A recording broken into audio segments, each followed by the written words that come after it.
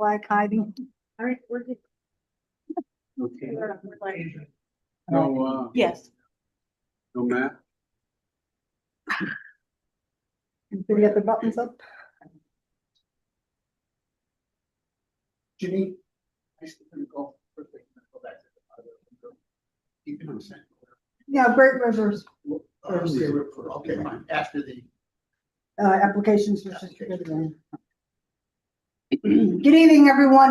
My name is Virginia Harger, Chair of the Shelton Planning and Zoning Commission.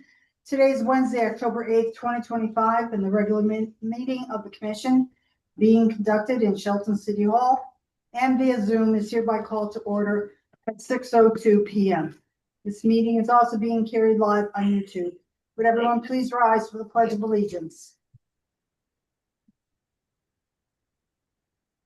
I pledge allegiance to the flag of the United States of America and to the republic for which it stands, one nation under God, indivisible, with liberty and justice for all.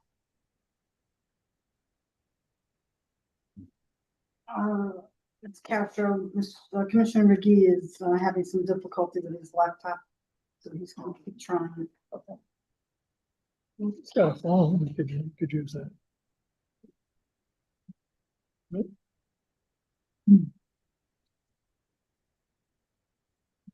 This volume. Me too. Silent start devices. Here. Okay, so I'll start off with a meeting of the commission. Please verbally indicate you are present when your name is called. Commissioner Kelly. Present. Commissioner Parkins. Present. Commissioner Cristiano. Present. Commissioner Motto. Here. Commissioner Tiki. Present. Alternate Commissioner McGee. Are you with us yet? No. Okay. Myself, Commissioner Harger. Attorney Teodosa or Corporation Counsel. I am here. Thank you.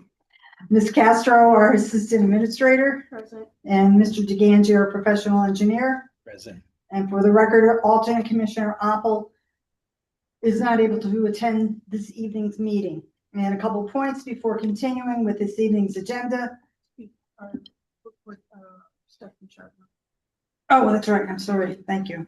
And Stephanie Charbonneau, our stenographer. Present. Thank you, Stephanie. Okay. Ms. Castro will act as a Zoom meeting host. While commissioners will be able to make comments throughout the evening, I ask that you please identify yourself and wait to be recognized. Before speaking, to make sure we're not all speaking over each other, and to make sure our recording secretary and our stenographer is clear as to who is speaking. First item on the agenda is our applications for zoning compliance. Zoning subcommittee met last week to review all sign applications. And the first is number 25-8, Kuman, 698 Bridgeport Avenue. Commissioner Motto, what is the recommendation of the subcommittee? Yeah, they made changes according to what we had suggested last time we reviewed this, and we appreciate the changes, and we all agreed that we would like to approve that. Okay, so it's a recommendation for approval? It is. All right. Any commissioner have any questions for Commissioner Motto? Staff want to share any comments? No. Okay. How does the commission want to proceed with this particular application? To approve it as we. Second. Okay, so Commissioner Kelly, you're making a motion to approve as submitted? Yes, I am. Okay, and there is a second from? Okay. So on the motion to approve, Commissioner Kelly, Aye. Commissioner Parkins, Aye. Commissioner Cristiano, Aye. Commissioner Motto, Aye. Commissioner Tiki, Aye. and chair votes aye. Motion is passed to approve sign application 25-8, a vote of 6-0. Next one is application 2547, AJ Klein Jeweler, 601 Bridgeport Avenue. Commissioner Motto, what's the recommendation of the subcommittee? We like the clean look of this sign, and we recommend approval. Okay, any commissioners have any questions for Commissioner Motto? And staff have any comments? No. Okay.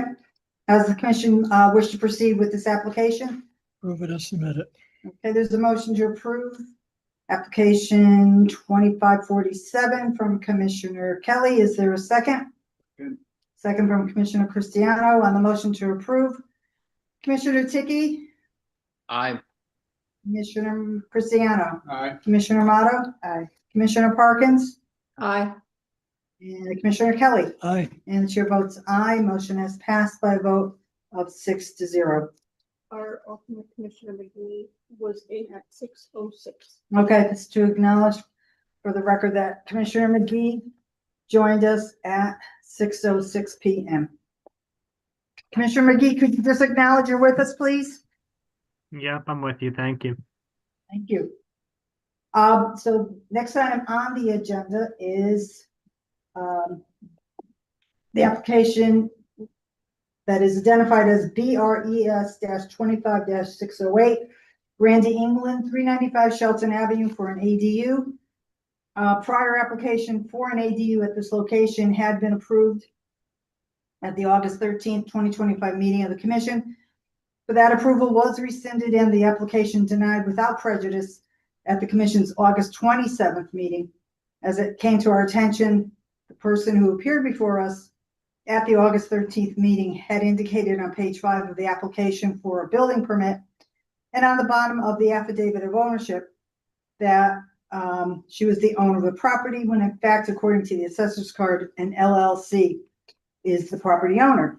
So we have a new application for an ADU at that location. Posted to the city's website are the following: an application for building permit, site plans, GIS map, an email from the CEO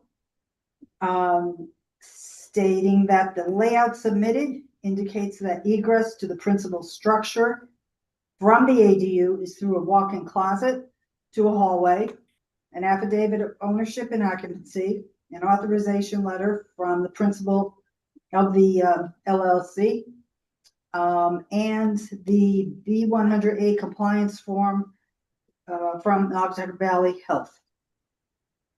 So Ms. Castro, you indicated too at the August 27th meeting of the commission that application fees had not yet been paid by the applicant for the prior. Has that situation been No. rectified? It would be after decision from you guys. Oh, You were discussing refunding an application. yeah, we brought that up and you said, no, the application fees It's had not been paid. Yeah, because for a COC application, it goes after the approval stuff. Interesting, okay. Excuse me, could the admin please use the mic because it's very difficult to hear online? Okay.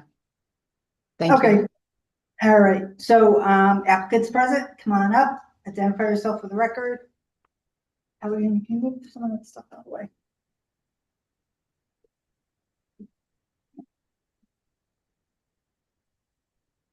Great. So have a seat. Go ahead. Okay. Thank you.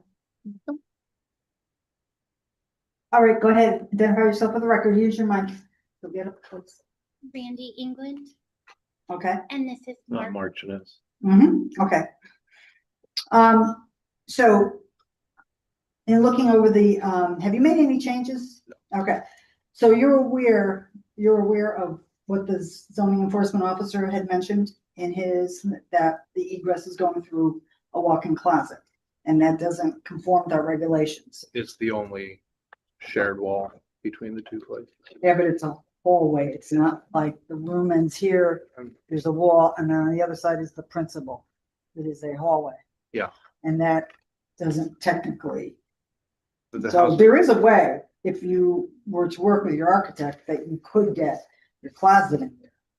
And that's what we were looking to see if you had looked to So- make any changes. This is cabinetry. Yeah, Here, as we discussed, it's not gonna be, it's just a little bit more private, because this is their bedroom. I understand. So, I'm open to suggestions to work with the What does your architect, but architect say? Yeah, have you spoken to your architect? yes, this is the only wall that's shared. Yeah, I know what you mean. I have the paperwork here. So, having the hall, but see that hallway, sticky point that it's not on one side. There's a hallway here, door, and then the principal is on the other side. So that's not conforming to the regulations. I do understand that. Mhm. I would like to accommodate and modify it in any way that you suggest, but we're very limited. There's probably 12 feet Mhm. available that connect. Mhm. So Yeah. I don't know how else I would connect them. I think you need to go back and sit down with your architect and with staff and see what suggestions they would have. We can't tell you how to change things. We can just tell you whether or not it's in compliance or not. Mr. Janice, you wanted to make a comment? No. No? Okay. So, otherwise seems to be okay. Does anybody else have any comments, questions, or concerns? No, I'm sure if you go back to the architect, they could be able to do something. Yeah, going through what you're identifying on your A1 sheet as a walk-in closet is not appropriate. Okay, cool. Okay. So we can table this. Turn the closet from a closet to a hallway with where it says walk-in closet, that will be built to wall, and then we'll just put Make like, it separate. Yeah, Yeah. you need to submit something that, No okay? problem. So I hate to hold you That's up, fine. but then we gotta have everything. If we do that for you, everyone else, yeah, I mean, you understand. we have 12 feet to figure this out. And Mhm. it was okay a couple months ago. Not okay anymore, so. Say 12 feet. Enough room. It's a corner. It's so a corner. It's not a lot of space, and 2 months ago, it was okay. Last month, because it would still be okay if she was, You gotta get away Yeah. from that walk-in closet concept. That's Okay. all. then it's a hallway now. Oh, I'll just put it on the forms. All right, so is there a motion to table BRES 25-608? I'll make that motion. All right. So motion to table made by Commissioner Kelly. Is there a second on that? Richard Christian, second. Okay, so on the motion to table, Commissioner Kelly, Aye. Commissioner Parkins, Aye. Commissioner Christiana, All right. Commissioner Motto, Aye. Commissioner Tiki. Aye. And your vote's aye. Motion is passed by a vote of 6-0. All right, we're going to move on to public hearings. Thank you. And we have 2 public hearings to open this evening. Let me just share the protocol we'll be following. Ms. Castro will indicate if any written comments were received from members of the public no later than 24 hours before the start of this evening's meeting. Written comments were received, they will be read into the record.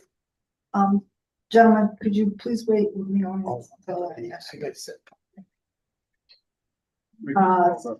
second, the applicant and or its associates will make their presentation. The commission can ask questions during the presentation or at its conclusion. The applicant and or associates can answer commission questions at the time they're presented or at the conclusion of the presentation. At the point in each public hearing when the chair asks for public comment, we will begin with elected officials of the city who may be present in the auditorium, followed by elected officials who may be participating via Zoom or through a phone link. And after elected officials conclude comments, members of the public will be recognized, starting with those present in the auditorium and followed by those participating remotely via Zoom or through the phone link. If you are present here in the auditorium and you would like to speak during the public portion of one of the public hearings, we ask that you identify yourself by signing your name on the form here. And those participating via Zoom, and those participating via phone will be recognized at the appropriate time. I'll be asking people participating via Zoom to use Zoom's raise your hand feature to be identified. And those participating via phone will be recognized after dial *9. And after you're recognized, please state and spell your name and state your address to assist the recording secretary and stenographer in doing the minutes and transcript of the public hearing. Each speaker has 5 minutes to present comments, which should address specific criteria of the zoning regulations, the merits of the application, and be new information, not a repeat of comments presented by a previous speaker. Comments and questions should be directed to the commission, not to the applicant and or his associates. Members of the public are expected to practice appropriate etiquette by being quiet, observant, and respectful. Disruptive attendees may be removed from verbally participating. The applicant's attorney and or associates will be given the opportunity to address any comments or questions from the public after the last person from the public has been given the opportunity to speak. If the commission feels further information is needed from the applicant, the chair will ask for a motion to continue the public hearing. If the public hearing remains open, the commission is not allowed to make any public comment, discuss any part of the applicant's and or associate's presentation, or receive any additional information from anyone. If the commission feels the applicant and or associates have answered all questions and have addressed all concerns from the commission and or public hearing will close. The commission reserves the right to discuss the application at the close of the public hearing or to schedule a discussion at an upcoming commission meeting. At either time, the commission will be asked by the chair and how it wants to proceed. So this is the opening of the public hearing for application 2519, PDD number 66, Great River Water Club, Dominic Thomas for Recar LLC and My Anna's Holdings LLC for approval of a modification to the final site development plans. Article 6 of the amended statement of uses and standards and parking requirements. Commissioner Amato, would you please read the legal notice? Had one. Oh, wait, I have them. They're here. Okay.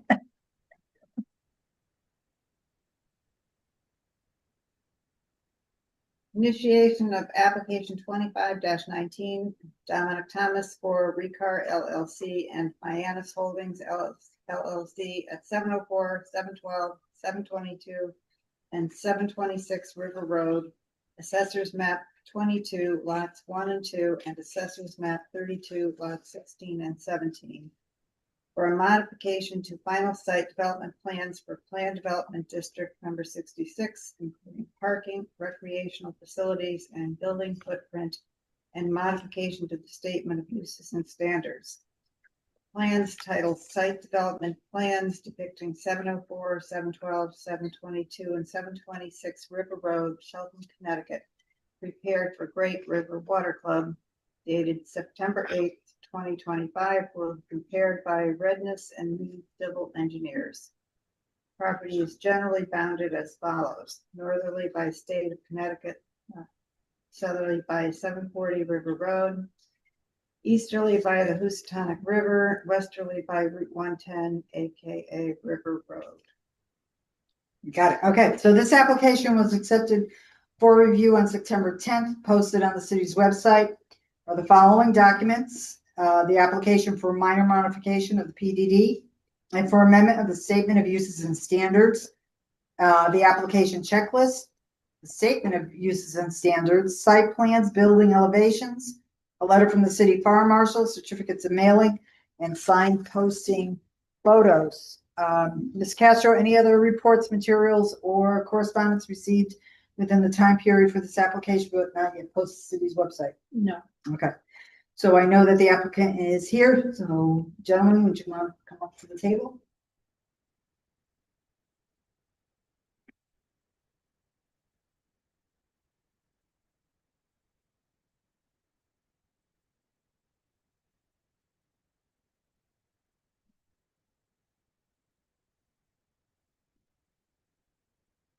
You here?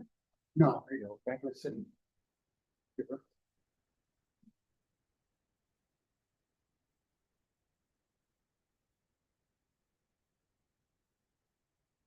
Just get set up. You go right ahead.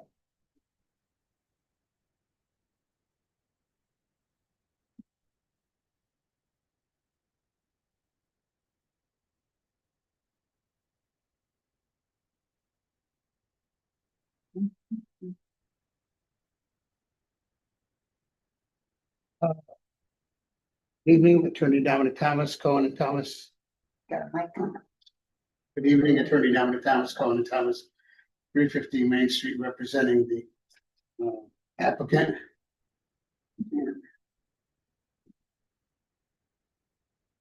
It's always good to pick the right mouse out here.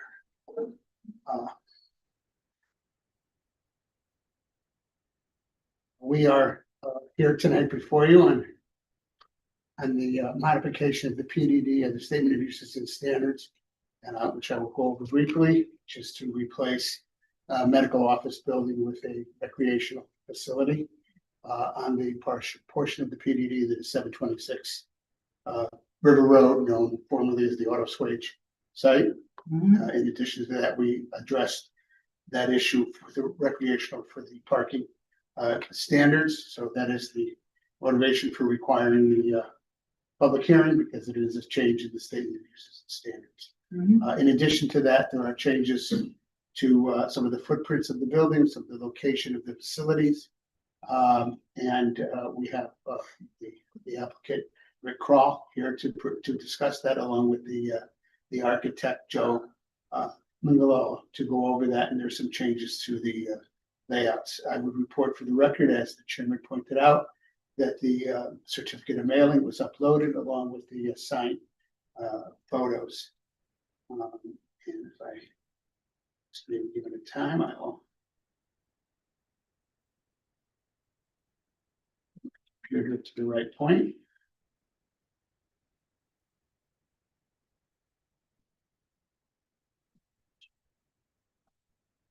Oh, yes, Andrew Kuzmich. No.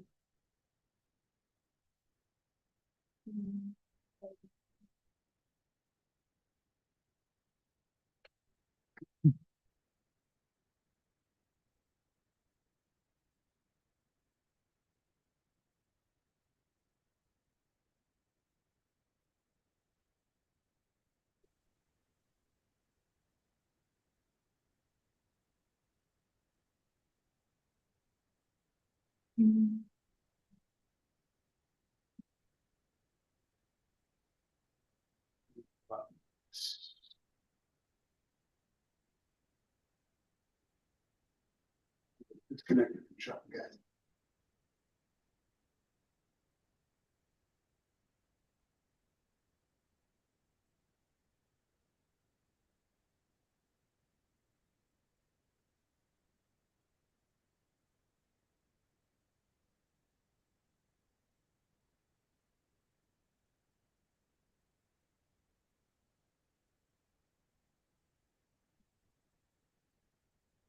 Okay, so anyway, the main reason for the public hearing again was the modification of the Statement of Uses and Standards, which is your zoning regulation. And I will, if I can.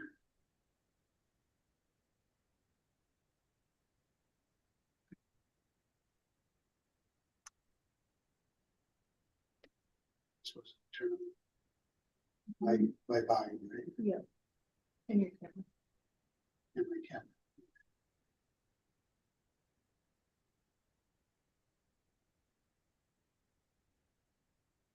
Progress.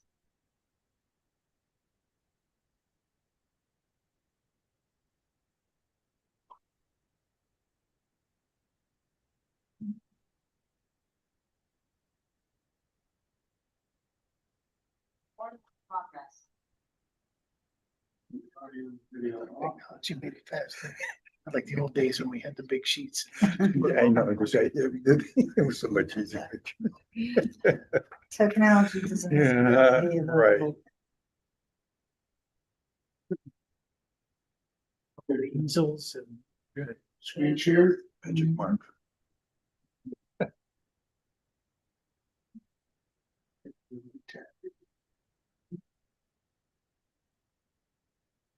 Okay, this, I'm gonna screen share the Third Amendment and just focusing on what we changed. in schedule of standards is amended. And by the way, the schedule of standards goes all the way back to was back to originally 2007 and then was amended in 2018, I believe. So what we amended was to permit the amended uses, but we removed Article Roman numeral 6 sub D, professional business and medical office, and substituting therefore indoor sports and club-based sports activities. And we amended in the parking, indoor sports and club-based sports activities, 1 parking space for 300 square feet of sports. Spelled, I will correct the misspelling, activity area. And this was based on other club membership type uses. So those are the uses. All other bulk standards are required and have been amended. Basically the medical office was removed. That was under 726 site. And as you know, right down the road, you approved the new medical office building as part of the amendment to PDD 72. And there are also some changes to the site related to this building. So that is basically the change in the statement of uses and standards. And I can answer any questions anybody has directly to the wording here, and I will correct the spelling in there. And with that, I would turn it over to Rick Hall to discuss the site changes. And we also have on Andrew Kuzmich from Renders and Mead, and who is on Zoom, and Joe Mingolo to discuss the architecture. Hold Michael. Thank you. Okay, I think we're good. And just let me know what you need pulled up, site plan or architecture, whatever. I think really the only change to the site plan from the original approved plan of any significance is on what we call the auto swage parcel, or where we had at the time located the medical office space in that building. The footprint of that building remains. It just is expanded further south and a little bit north, or I should say west towards the road, and is now going to incorporate indoor paddle sports. So it'll be padel and pickleball. We'll have 6 courts for the padel and 5 indoor pickleball courts.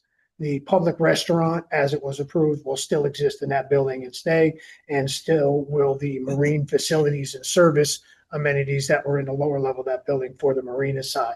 So those 2 uses will remain, as the commission had asked at the time to make sure that we had the public restaurant. We think it's going to be even better now in this design and have better views. We've kind of elevated a little bit and incorporated it into the overall facility. So it's really going to be a great feature and a unique facility for sure. Other than that, the site plan itself remains the same going north. The condominiums, the boat house or the rowing programs, and then the rental unit buildings were a little bit modified, and you were aware of that when we had gone through the changes due to the affordable housing, where we had to incorporate different units, and we made some changes to those buildings themselves, but the footprints and the site plan really have not changed. There's, some slope changes and a little grading with some retaining walls that Joe had worked on, and we had worked on with Andrew on site, just to incorporate a better grading plan. We eliminated the outdoor pickleball courts that were originally approved in the site plan as you came down the driveway. It's not here on the site plan now, but those were eliminated, and we incorporated some in the new facility indoor, and we're going to put 4 outdoor courts on the rooftop of the boathouse, as making that a little bit more of a club facility to incorporate the gym use, the pickleball, the rowing, the boating, the overall recreational aspect of that building. And what the business model now is that we're going to create a club here, very similar to the establishment that I run in Greenwich at the Water Club. This is going to be our sister club, if you will, on this end of Fairfield County, and we're going to run it in the same fashion. It'll be open to the public, but a membership kind of program. So you would join the club. You don't have to live on site. Anybody from the public is eligible to join. join the club, and we'll have all of the amenities offered in that club base. So we'll have the pickleball courts, the padel courts, use at the restaurant. You'll have some privileged uses in the restaurant. And then the rowing building will have the boat facilities and the docks. We'll have our Freedom boats so that if you're a member, you can use the club boats, the kayaks, the canoes, whatever we have there, the paddle boats. They're all able to be used by you as a member. So you can take them out at any time that you want. They'll have the gym in the boathouse as well. We'll have recreational classes there. So sports classes, the Zumbas, the yoga classes and things like that for our members. We'll have a PT group that'll be working out of there as well to work with the athletes. We found that these newer kind of sports programs are very intense, especially with our junior program, some of our kids. So we have a PT group that we work with in Greenwich that will also be taking space in the building at the boathouse on the gym floor. So we'll work directly in as kind of a physical therapy, but kind of pre-treatment program. We also have Sacred Heart University that still is very excited about the new boathouse and rowing facilities, the rowing tank and everything that we're putting into this building, which will also be offered to, other programs to use. We have also now our own junior program that we started up, and Notre Dame High School is also now running a crew program out here. So we think the crew program will definitely grow to almost the size that we're now facilitating down in the Greenwich area, that there's so much interest in it. It's a great sport. And the Housatonic River is a great resource that's really been underutilized for those kind of things. So we're excited really now about this project and everything that is going on. It's come a long way. I know that we've been through some pandemics and brownfields and affordable housing mandates and a lot of different things over the years. And I appreciate all the commission's patience with all that. But I think in working together and really getting to this point, I think we have a product that's going to offer a lot to the city of Shelton, to this whole area, and really be unique. We really, looking at the project to the south of us going in with more medical space, we didn't feel adding more medical space was really a prudent decision for that area, and that incorporating this kind of club concept complements almost what's going on in the other facility to the south of us with what they do with their golf and ice skating rinks and all. It kind of creates a nice recreational center down there along River Road. And with the other residences that are all getting built in the area, I think it's going to be a great attraction and a great amenity to service all those. So we'll look forward to your support, and we're there, with this approval tonight and a couple other things. We've gotten the bonds in to Alexandria, so that's done. We've got the state bond completed with ConDOT. We have a little bit of a small thing that we're trying to still work out with the soaring, but once we get that straightened out here in the short term, we're ready to go. We're that close. The sewers, do they come from Stratford or Shelton? The sewers, it's Stratford Soaring that we work through the Shelton WPCA. Okay. So Shelton WPCA collects the tax revenue, and then the agreement for the effluent goes to Stratford, Right. but it's an interlocal agreement.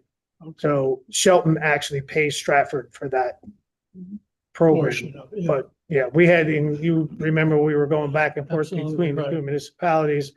It was a little bit, it's not a clear interlocal agreement. So it took a little time to sift out, but I think we're there and we're good with the municipalities. It's more of the state ConDOT District 3 right now that we have to work out some of their concerns in the right of way to the way the pipe runs. So. Okay, and also the openings and whatnot, that's all settled with the state? Yes, and the fire marshal had passed on some comments that we had addressed in the early plans and provided those turning radiuses. I know he was concerned about the right turn only on the north side. We worked with ConDOT because they're the ones that kind of dictated how we had to design that. But what they've done is allowed us to put in mountable curbs so that if an emergency vehicle has to make a left turn, obviously they can do that anytime they want, but the curbs that'll be there will be mountable so they can roll easily over the curbs and make the left turn to head back to the firehouse if they need be. So we tried to take all the different opinions into consideration and concerns. The fire marshal is obviously brings up some good points, and we brought them to the state, and the state worked with us and is allowing that to happen in that location to ensure that emergency apparatus can make that right turn. So we'll take care of that. The turning radiuses and everything, were all done to spec. They haven't changed since the original approval. So, that's all there. I'll make sure that the fire marshal is on board with that. We did speak to the fire marshal about the locations and determined that all of the fire hydrants on site will be private. So we'll be installing them, but they'll be located and determined by the fire marshal where he wants them and how we'll be putting them in. So once we get everything organized and structured with the water company, we'll go back and make sure that the fire marshal is happy with the locations of all of the hydrants that'll be on site. So everything else is there. The building plans are already been submitted for the condominium buildings to the building department for review. And they all include sprinkler systems and the hydrant hose connections on the sides of the buildings and everything that the fire marshal has requested in the past. So we'll make sure that he's happy with any of those requests. Okay. This was an OSTA certificate approval, Mhm. as opposed to just encroachment permits. This is OSTA approved it, issued the certificate, and they're the ones that established the bond. So I noticed on the site plans, you have a permeable pavement parking lot. Is there a special reason why it's noted as that where other places it's asphalt? It will now be all asphalt. I'm happy to announce tonight that we are in the final stages of getting clean closure for the auto swage site from being a brownfield. So now it's So that not was the even, reason why it was identified. originally it was identified as that because in that area was the original location of the lagoons. Mhm. We've remediated everything. We've done additional testings. We've done all of the cleanup that the state DEP is required. And now they've actually given us clearance to file for clean closure.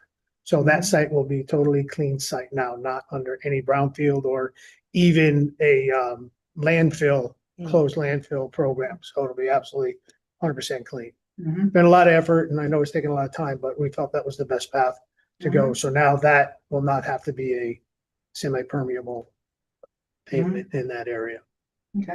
It Yeah. was parking area anyway, it was getting Yeah. capped, Yeah. which they were happy about, and it still is, but in a sense, it's all clean now. So it's just the change of use, sort of change the footprint of the restaurant, paddle, and pickleball. So that's jutting out more into the parking lot. Correct. So, but You you've gotta identify yourself. accommodated the change in parking to accommodate that. You have Yeah, sufficient. Joe parking. Mingalello, Associate Architects, 19 Huntington Street, Shelton. Mhm. Yes, we redid the parking to accommodate the required parking. The entrance, it's much closer, it's not much, right, but it's closer to River Road now. Do you want that? Well, you have to stop share. Yeah, I we're have just the talking about the architecture. site, but once we get into the architecture, I'll go over that. Mhm. Okay. Any commissioners have any questions right now?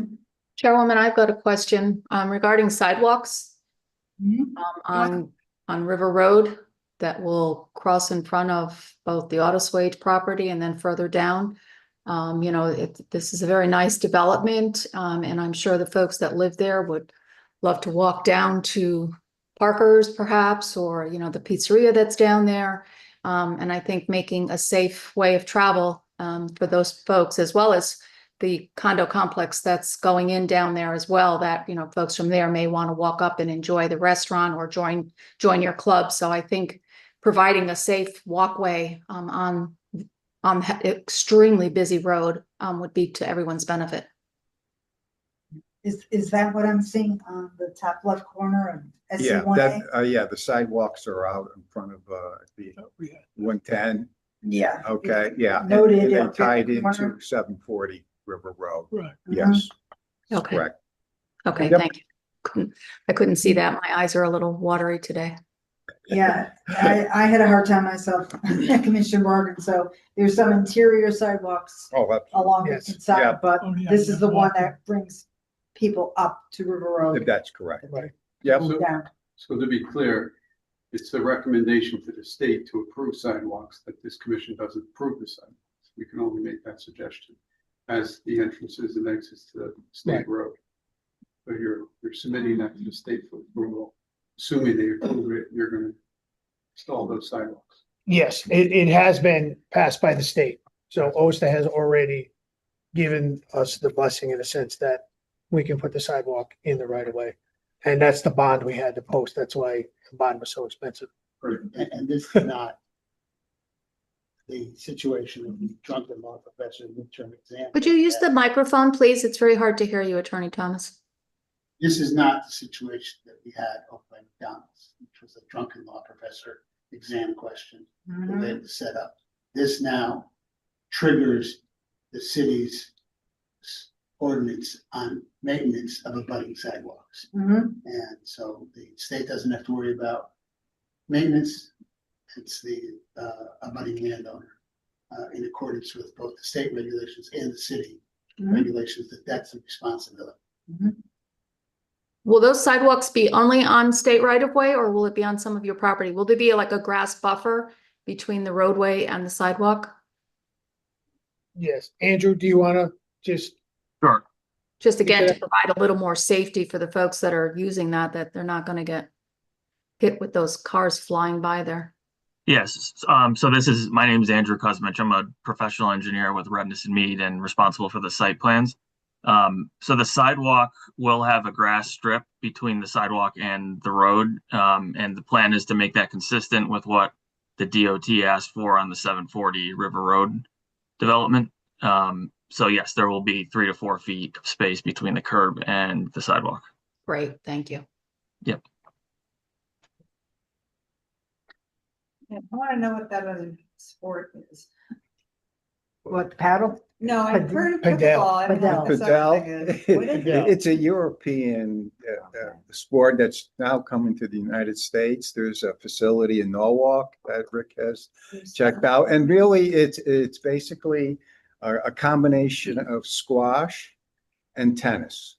And the court is pretty much the same size, a little bit bigger than a typical pickleball court. And it's got glass walls. They play off the reflection of the glass and so on and so forth. So it's becoming very popular. Can you spell it for me? Padel. It's like it's in. You check it out. almost too simple, but So Attorney Thomas, what else do you have for us? The architectural, this is the Yeah, that's restaurant. right. Okay, we'll start with that. Okay, this floor plan that you see right here is really the marina storage level. This is at elevation 15, which is the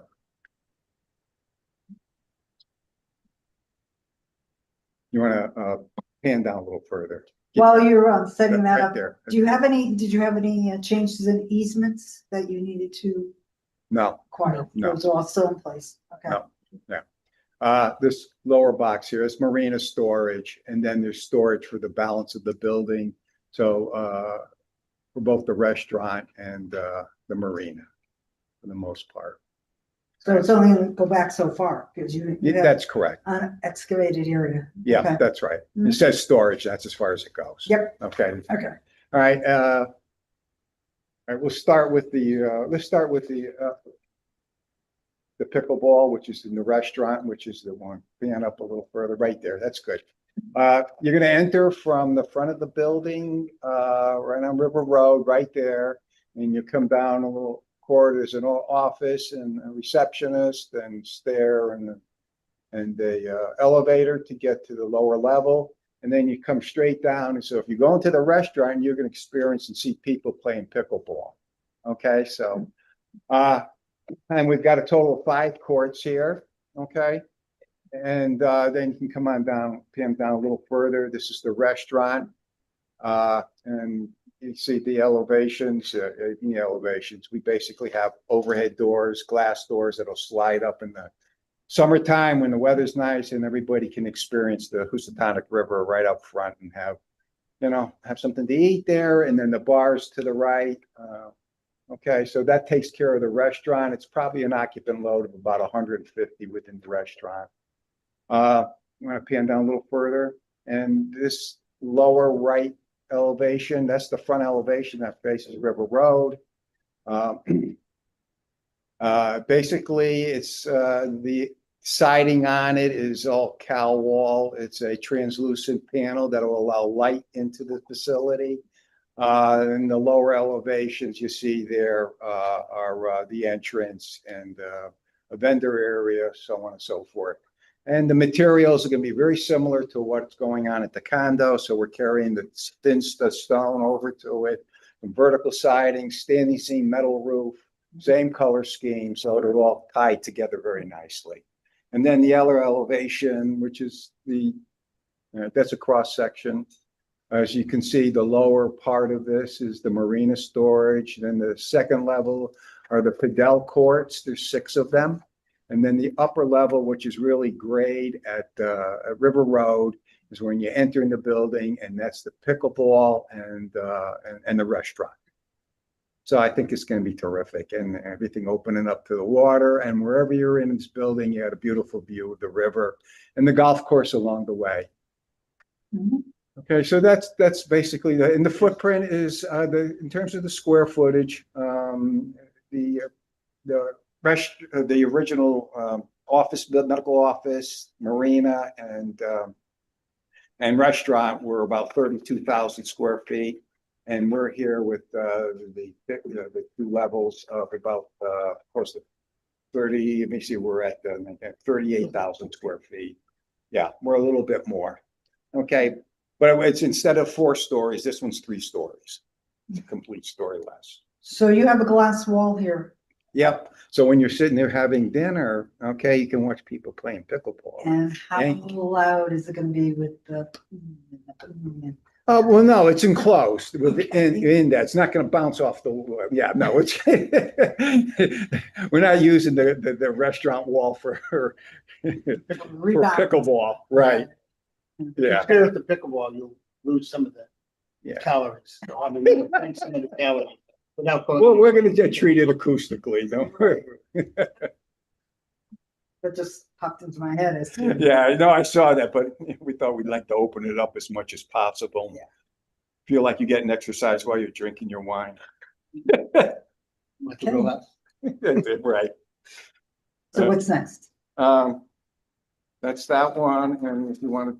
It's the row house. Bring up the rowing, Yeah, the rowing row house, house. yeah. Okay, what happened there is, the grading changed. We did a little value engineering with the site. And, both have the lowest level, which is the marina level at elevation 15, which is on the left part of this. And then the rowing is on the 2 rowing tanks, on the right-hand side. So that was basically a 2-story space. And on the right side, we ended up dropping the ceiling and creating a mezzanine. And you're going to come up, when you come up to the upper plan, you walk in the front door. That's a mezzanine level. So as you're there, you're looking down at people rowing down at the lower level. And so it's basically just a mezzanine, and that's the entry mezzanine, we'll call it. And that'll take you up to the next level, which is this level here. We call the second floor because it's a 3-story building. Everything that faces the water is the gym. And then we have a training room to the left with some offices, an exam room, right? Yeah. Yeah, so I can see it. Yeah. Go ahead down a little, pan down. Next, there you go. Okay. All right. So basically, we have an office and a massage and exam room. And then the open training up in the center, and then to the right, there's a plunge room, toilet room, and a reception area. The front of this has an open gym, so that's all open. And then we have men's and women's locker rooms to the back. What's a plunge room? It's basically a hot tub. Oh. Okay. Only ice. With ice, it's just Only ice. ice. Oh, no, it's not hot. So Cold plunge. it's cold plunge. Okay. And then the next level up. No, go The other way. go the other way. I want to just go to the 3rd floor. There you go. Okay. And again, we have 3 team rooms here, the training rooms. Okay, there's three of them, A, B, and C, which are on the left side of the elevator. And then we have a lounge, and that's pretty much where you'll have, I would think, yoga and a social event type of thing. And then we have two golf simulators and toilet rooms, so on and so forth. And then we go up to the roof. No, there you go. Keep going one more. So basically what happened was we took the pickleball courts that were on site and we put them up on the roof. Okay. Okay, so we got 4 pickleball courts on the roof. Everything goes up the stair elevators, a little mechanical equipment space.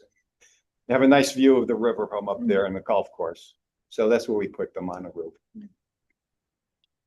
So the footprint basically is the same thing. Nothing changed other really than we moved a few things around and because. Is that all walled in? Excuse me, is that all the pickleball courts all walled in? Oh, yeah, absolutely. Okay. Absolutely. Yep. Mm-hmm. I was gonna ask what about. Yeah, I don't want anybody chasing the ball off the roof. Yeah, or people below getting hit in the head. Yeah, we'll see that in the elevation. You'll see. Want to show the elevation?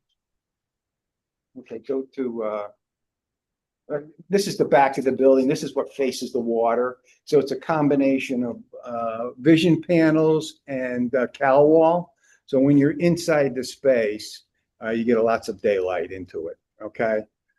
So it's a combination of both. The 3 overhead doors that you see here, that's to the boathouse, all the storage space, and they're glass doors, if you want to.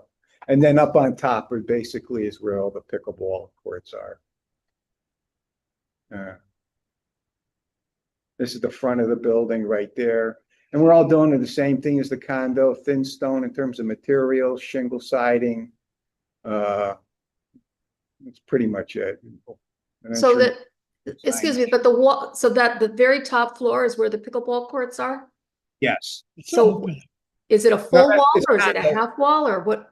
Is it railing? No, What- no, actually, these are earlier schematics. The wall is 60 inches above the finished the pickleball floor. Okay, 60 inches around the perimeter. Yeah, but it's open to the air. Oh, it's open to the air. Open, Yeah, it doesn't open have to- top. It's So open. there's no roof top. over it. Yeah, yeah. Mm-hmm. So Yeah, but we have guardrails, Yeah. no, much I more understand than it's required. Okay, around the perimeter of the whole building. that. So pickleball don't go, you can have a beer. That's correct. Yeah, you can go up there and enjoy the view and have a beer garden. That's correct, but don't work. so there's no fear of the balls going outside of that court? That could happen. Mm-hmm. We use the But nets. we have, yeah, we're gonna have netting around the perimeter, so forth, just then we can contain everything. Okay. What kind of netting So are it's- you referring to? It's a fencing, a light fence. Mhm. Something that's aesthetically pleasing. You won't even see it from there.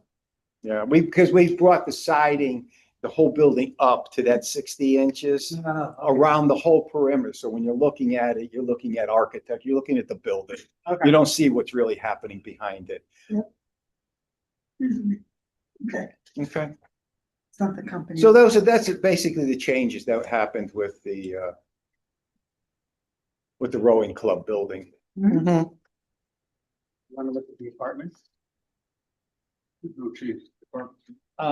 There's a change on it to the, The numbers stay the same, I mean, the footprint's all the same, they think they took a floor off and made some of the apartments smaller.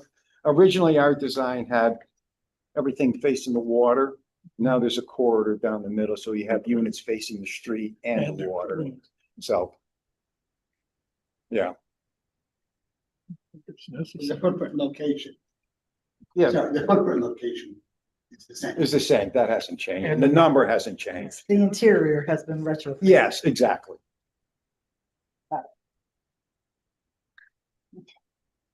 But it meets all of the requirements that we have for affordable housing. Yes, correct. And only because you touched on the easements, and I know it's a passion of Ms. Perkins, I just want to state for the record that we have been in contact with the gas companies, and we're just waiting for tonight's final from you folks to be able to go back to them and show them exactly what's been approved. And we'll be able to finalize all of our agreement with them. Yeah. So they're well aware of everything that's been going on. I've kept them in a loop. They have a new person that's in charge and she's been great. And we're working very closely with them. And we actually have to work with it for an easement with them up on top where the pump station is, where they're actually asking us for an easement on our property, just the way things worked out. So we're all in sync with that, just pending tonight's hopeful approval from all you folks. So Mhm.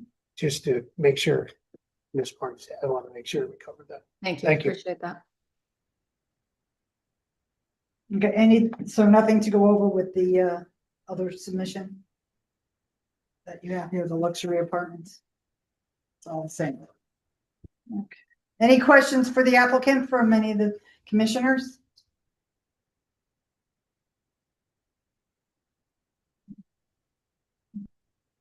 All right, so we're gonna then go into the public portion. Is there anyone that? No. Okay, if there are any elected officials here in the auditorium that would like to comment on this application, please step forward. If there's any elected official participating remotely, please use Zoom's raise your hand feature or dial *9 on your phone to be identified. No. Nobody, okay, and if there's any member of the public here in the auditorium that would like to comment on this application, if you have not listed your name, please step forward to do so. Gentlemen, if you want to see. Let me just sign here. Yeah, it's application 2519.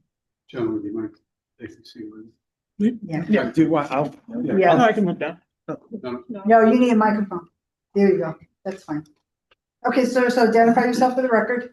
Nick Watson with the Sports Center of Connecticut, 784 River Road, Shelton, Spell your last name. WATSON. Okay. Okay, and clock ready?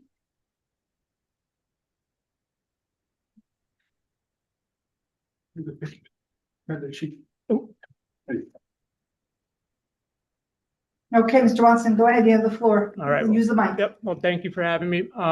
So we're definitely pro development on River Road. I'm one of the partners on the Sports Center. We're super happy to see it grow and continue to get developed.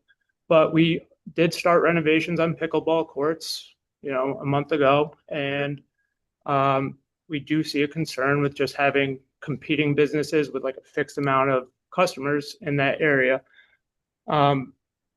We do have a fear if we both do this, that both businesses will suffer on that.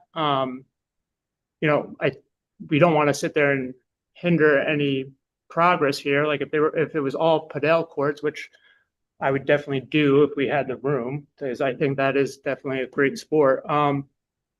Then again, no issues, but just competing with the exact same people, and construction's already in progress. We do have a concern with this. Mhm. Is that it? Yep. Okay. Could thank you. can I just? Not yet. Oh, wait, that's right. I should back. Thank Are you. you- Thank you. Okay. Is there anyone else here in the auditorium? Okay, if there's anyone participating remotely, please use Zoom's raise your hand feature or dial *9 to be identified. No. No one. Okay, so Attorney Thomas, you and your team want to respond? Okay, Thank you. While I appreciate the position of my neighbor, I believe they're installing 4 pickleball courts. Their establishment would be operated on a retail basis, from what I understand. So basically a walk-in or pre-reserve that anybody could call in and use those facilities, which in essence, I believe would be a great complement to what we are actually doing with the club program up the street. I don't believe that we'd be any competition to them, and that we would actually be complementary to people calling that were not members looking for a place to play. We could refer them to the sports center down the street. I think we could create kind of a little regional center there for these kind of activities. And if we work together, everything should be very complimentary and very cordial, I would hope. I think that it would really be a great thing. I don't see this being a competition, and I'm glad that they've started construction on theirs, and we've had these in our plans for the last 8 years. So it can't be a matter of who's first and who's second. That's not what it's all about. I think it'd be more about the economics that we can generate if we work cohesively and create the environment that I think would be beneficial to everybody down there on River Road. We're finally getting that road up to the standards that, you know, it really should be, and using the resources on the river and what's available in a positive way. And if we work together to do that, I think we'll all be in great shape here as we go forward. So thank you for the opportunity. Okay, thank you, Mr. Crowe. Anything else, Jenny Thomas? No, I think that concludes our presentation. Can I Okay, just, go ahead. sir, could I ask a question of Mr. Call? So is your model going to be the club, like sort of like a country club, right? You join the membership and then you get to use all the amenities and the restaurant, et cetera. Is that like a total program, or would you be selling separate Tiers? portions of the program? I guess is The the, plan is to have, as you put it, the country club style membership where you join and have the benefit of all of the amenities. It's the model that I use at the Greenwich facility now, and that all of the members can use any of them. So we don't have tiered memberships. We have a couple specific memberships, but it's more related to the waterfront. We found that some of the boaters and things really just want the boat slip and to use some of the restaurant facility, not so much a lot of the recreation. They don't really need club boats, they have a boat. So we did modify a little bit for the boat slips, where we have a marina only membership. And we'll see how this facility that we have on the river here is small in relation to what we have in Greenwich as far as the number of boat slips. So I think we'll be able to fill them where we have 45 boats down there, 50 boats now. We'll have about 100 when we're done. We're hopeful that with the new facilities, we'd be able to double that capacity and keep them all within the programs that we're offering. So hopefully, you know, we'll have that one membership base and keep it consistent. And it, as I said, it is open to anybody in the public to join. okay, Okay. thank you. Ms. Castro, do you have any comments? No, I do not. Mr. DeGangi? No, okay. How does the commission want to proceed with this public hearing? Make a motion to close the public hearing. Okay, I there's second that. a motion to close public hearing from Commissioner Cristiano and seconded by Commissioner Kelly. And on the motion to close, Commissioner Parkins, Aye. Commissioner Tiki? Aye. Was that an aye? Aye, yes, aye. Thank you. Commissioner Amato? Aye. Commissioner Kelly? Aye. Commissioner Cristiano? Aye. And chair votes aye. Motion to close public hearing has passed by a vote of 6-0. Thank you very much. Thank you. You're very welcome. Is it okay? Yeah, a discussion of this modification will be held by the commission at an upcoming meeting. Next public hearing is application 2515 J&L Enterprise LLC at 74 Todd Road, Assessor's Map 63, Lot 22, for approval of a zone change from IA3 to Plan Development District for a 4-story, 57-unit multifamily residential building with on-site parking. Commissioner Amato, would you please read the legal notice? Sure. Guys, could you please wait Oh, sorry. until Initiation of application 25-15 J&L Enterprise LLC at 74 Todd Road, Assessor's Map 63, Lot 22, in an IA3 zone for a zone change to a P Plan Development District to allow a 57-unit multifamily residential building on plus or minus 1.77 acres. The units will be comprised of 2 studio units, 41 bedroom units, and 15 2-bedroom units. The plans entitled Multifamily Residential Development prepared by James R. Swift dated May 30th, 2025 are available online and in the Planning and Zoning Office. Property is generally found as follows. Northerly by 60 Todd Road, easterly by 90 Oliver Terrace, southerly by 466 Bridgeport Avenue, and westerly by 0 Bridgeport Avenue.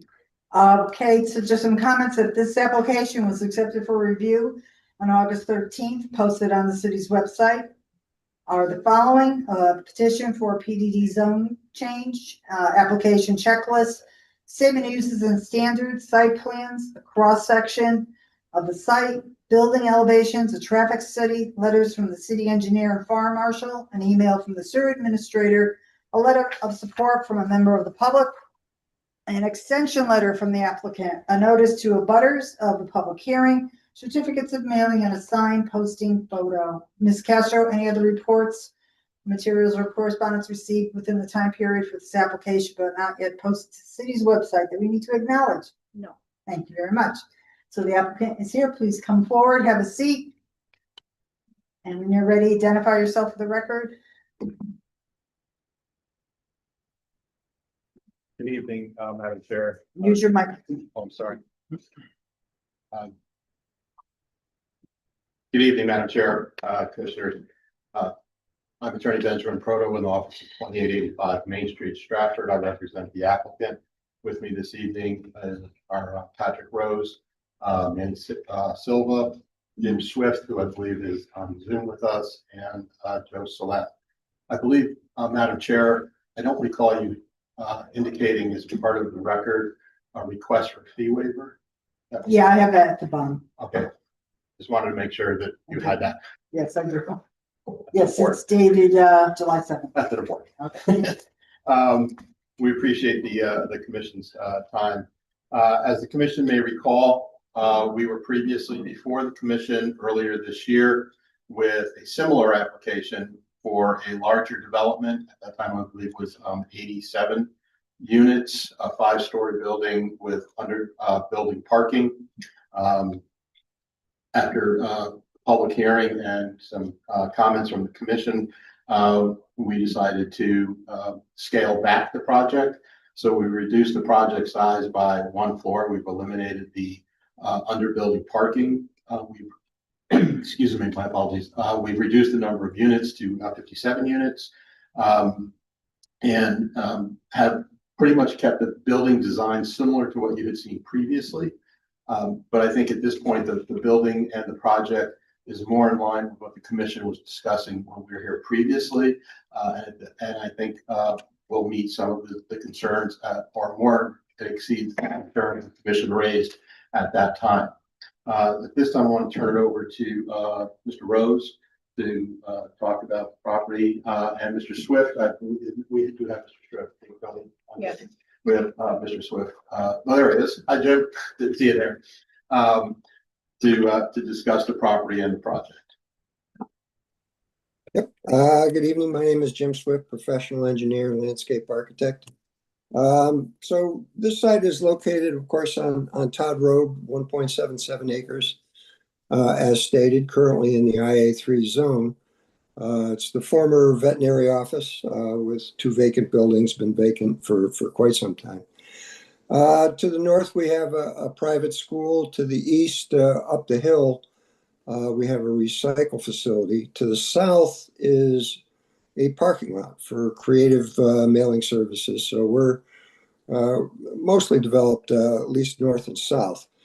As stated, we're going to propose a 4-story, 57 dwelling building that Pat's going to get into great more detail as we go on. For the site related issues, if we could bring up the site plan, that would be good. In the meantime, I'll keep. You share that, Jim? Jim? Yep. If we could bring up the site plan on this from the city's. You share it through your screen. Yeah, I don't have the plans here. If we could share them from the direct from the city website, would be fine. You gotta give me a couple minutes to load it. Yep, that's fine. There's a few other things. So one of the things that we're doing on the site is we're providing parking at a sliding scale. We have studio dwellings. We're going to provide 1.25 spaces for those. 1-bedroom units, we can provide 1.5 spaces for those, and two parking spaces for a 2-bedroom. And that's going to be a total of 93 spaces. And Pat will explain how that breaks down as he gets into the architecture. I'll keep describing the site because I think a lot of the commissioners are very familiar. Here we go. Are familiar with the site. Here we go. What we're going to do is we're going to connect the parking lot for the new apartment buildings to the private school to the north of us. That's going to enhance emergency vehicle access, things of that nature. I would point out that we're expecting all of our traffic and the school for that matter to exit Todd Road from the south to Bridgeport Avenue. It's getting a little interesting up there at the north section of the area with the McDonald's, things like that. And that intersections get a little bit tight. So we're going to the south, and I'm going to jump in with the one of the items from the city engineer's letter.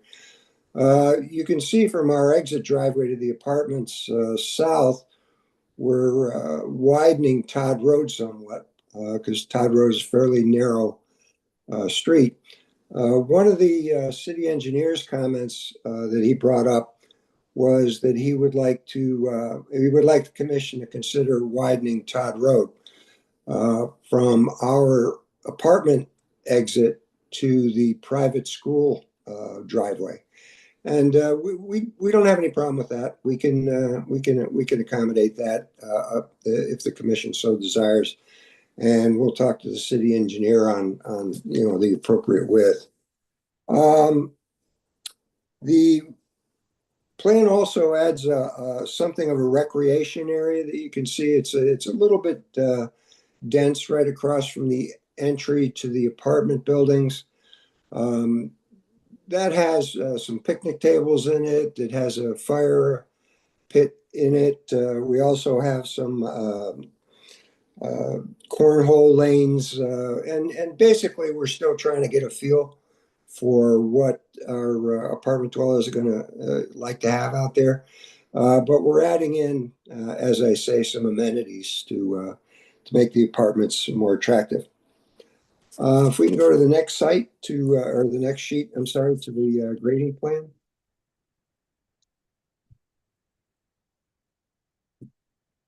Again, this is very similar to what the commission's seen on previous applications.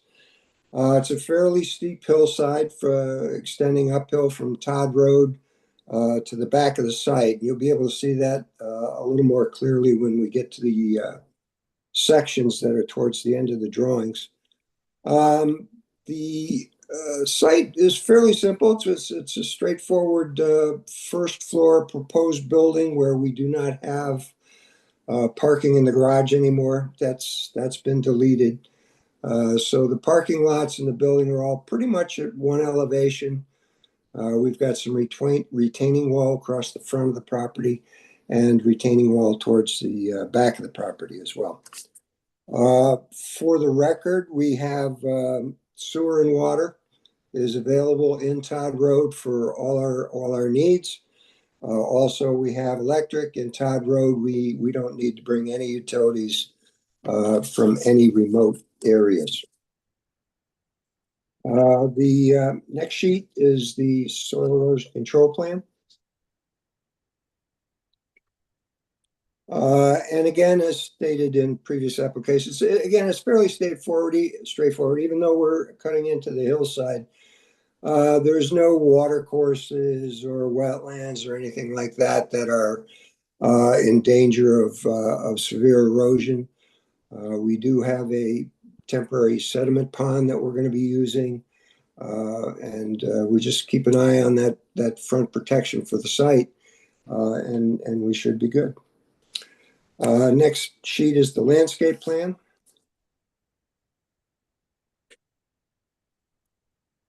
And for the purposes of the initial development plans, it's very schematic. We give some conceptual plants, things of that nature. The only thing that I would point out is we have a couple of existing trees out on Todd Road that I mentioned last time. they're in reasonably good shape. I think I'd like to make an effort at saving them. And that may come into play when we start talking about how wide we start to make Todd Road. Because as you can see on the opposite side of Todd Road is where the utility pole lines are. And of course, we can't start moving those. So the landscape plan will be fleshed out in detail once we get to the detailed development plans. The next plan is the section through the site. Yeah, Jim, hold on a second. Yeah, what kind of trees are you trying to save? And some of the plants on that list are not gonna be approved. Again, we'll take a hard look at those plans. And once we get to the detailed development plans, we'll adjust that appropriately. Thank you. I think they're oaks. Oh, good. They're giant, they're pretty big. Mm. I would like to Be keep them worth if we could, saving, yeah. yeah. Depending on what the engineer wants with that road, they're close to the road. Joe, you need to identify yourself. Oh, Joe Salem, 31 Sound Ridge, Joe's. Button up No, was. Joe Salem, 31 Sound Ridge Road, Shelton. Say it again. Not really. Okay, and the next drawing is the section that's through the site.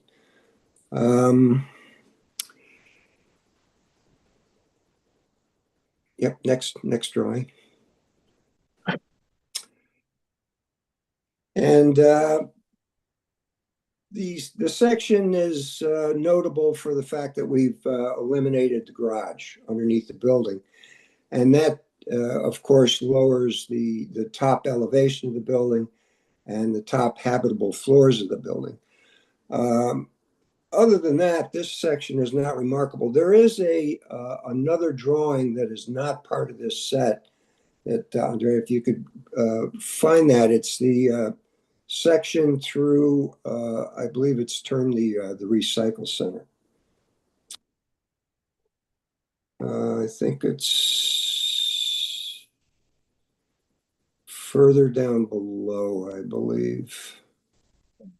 It's in that packet, yeah. Yeah, that's those are the same drawings. No, it's But it's in that packet. It's a different packet.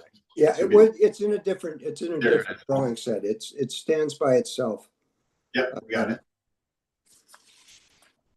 Oh, I see it. Yep. Okay, I stand corrected. Yes. So that section expands the first section that was shown because some of the commissioners in our last application were interested in how our proposed building relates to the recycle center up the hill. And this is an accurate section through the site with accurate elevations. You can see that our top of our roof is still below the parking area for the recycle facility, and certainly well below the building itself where all the activities take place. I should mention, using the aerial, I do show a truck there and the building, but from everything I can see on the aerials of the recycle facility, nothing takes place in that area except maneuvering and parking of trucks. So there's no noise issues or anything like that. And then, of course, the slope, as I represent, is pretty heavily wooded. And if the commission has any questions on site issues, I'd be glad to answer them.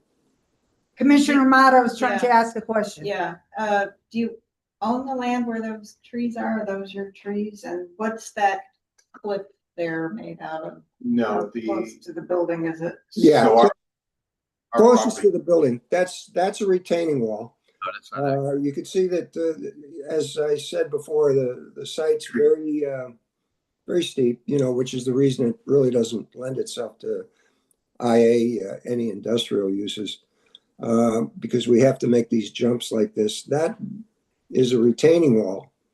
It's a stacked large block retaining wall off the back of the building. It's going to reach about 18 feet high. So that is a proposed retaining wall. And are there windows facing the tenants looking out at that? Yeah, there are some. Yeah, that's wooded, that's a wooded area. That's a wooded area. On top, On but top, it's yeah. not your property. No, and I have been in discussion with the owners up there because they had commented on the original one. If you guys, if you remember, they were concerned about sound. And we discussed, we're gonna, with their, we've agreed that we're gonna install a pretty heavy line of pines up there. And then if needed, he asked that if we consider a sound barrier fence if it was necessary. I'm confident it's not going to be necessary because of the windows we're putting in, and they seem to agree. So that's why they didn't have any objection on this lower number of units. Where the trees are, what is that composed of? That's all rock and It's all rock? all tree. There used to be. It's leaves though too, isn't it filled area? I know when they had a fire up there. No, that was up a little further to the left with the mulch. Yeah, right. Same, very close by though. Yeah, you're right. That flattens out up top just like that does. Yeah. Up where the truck area is, but it's behind the other building, the school that's adjacent to it. Okay. So yeah, you're right. That was the mulch fire up there. But this, Are anyone concerned with the driving between the apartment house and also the school? It seems you have a freeway there, in between. You don't have a buffer or anything, No, you can go right There's through. no separation. It's intended to be open so that you have two means of egress into that facility, and that's a driveway that connects them. Correct. Is there any outdoor activity for that school that they would have to No, block that off or whatever? their activity areas are in the rear of the building. all their activities in the rear. Yeah. Were you including the parking spaces in front of the school in your parking count? No. No.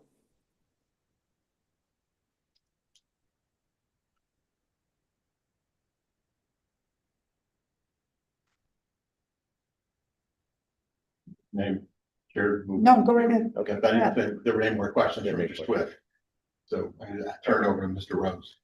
Yep, Gene, am I sure, Mr. DeGan. keep referring to that place as a recycling center, but it's more than that. It has a license as a transfer station and recycling center. Okay, So the trucks go in there, dump, and then they reload them on bigger tractor trailers and take them out. What did they do? They dump on the floor. Yeah. In the building. In the building that you could just see the No, corner. what kind of material are they? Garbage. It's a trash facility.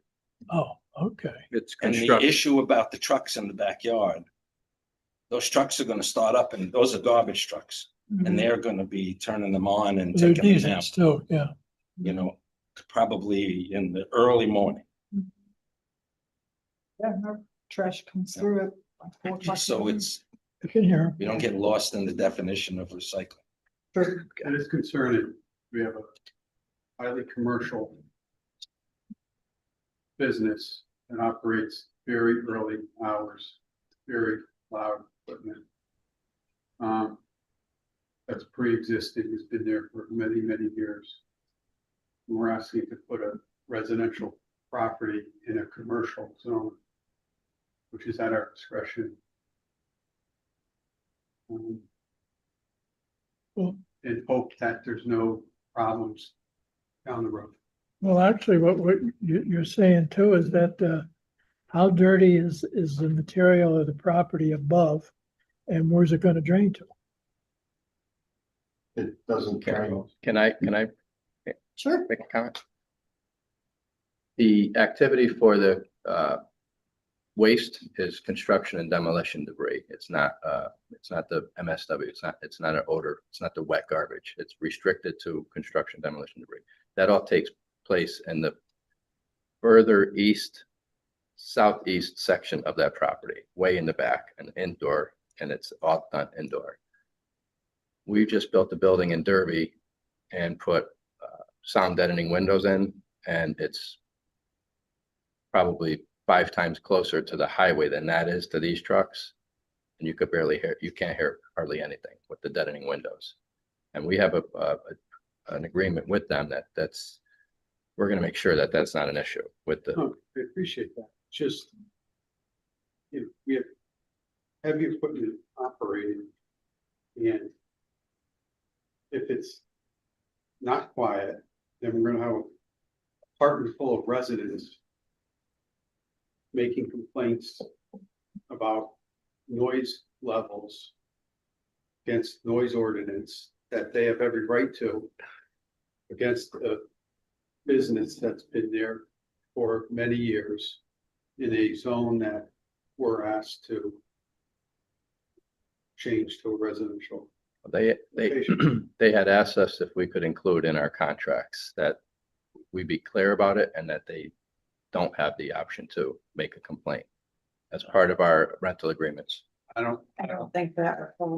I mean, I don't know if that's, I think if you look at the aerial view that put up, the sound buffering that currently exists with the current tree structure there is probably more than sufficient. We're going to add additional buffering, and if necessary, although we don't think it's going to be necessary, a sound buffering wall, and putting in high density sound buffering windows.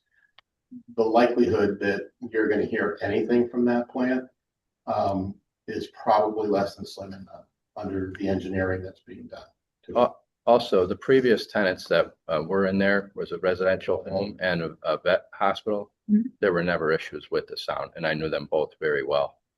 And I don't think there's been any complaints, any noise complaints from the school, which abuts this property and is in close proximity as well to that facility. There wouldn't be, he owns a building.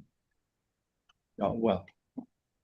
I'm sure if parents had an issue with their children, there isn't a parent in the world in today's day and age, Mr. Calais, that is not going to make a complaint. Well, You know that, and I know that. that's true, but I'm still saying that, they had to go someplace and then they came before us and they went in there. And there's been no noise complaints. That we know of. That we know of. I think if there were any there, they would be on file. Okay, let's get back to going through the whole proposal. So have you done everything on your end? I haven't done You anything. haven't done anything yet. We got- That's fine. We wanted to get there. So, all right, so Mr. Swift, how about you? You see Yes. else? Okay, all right, so now we'll move to Mr. Rose. The next slide. Yeah. Yeah. There we go. Okay.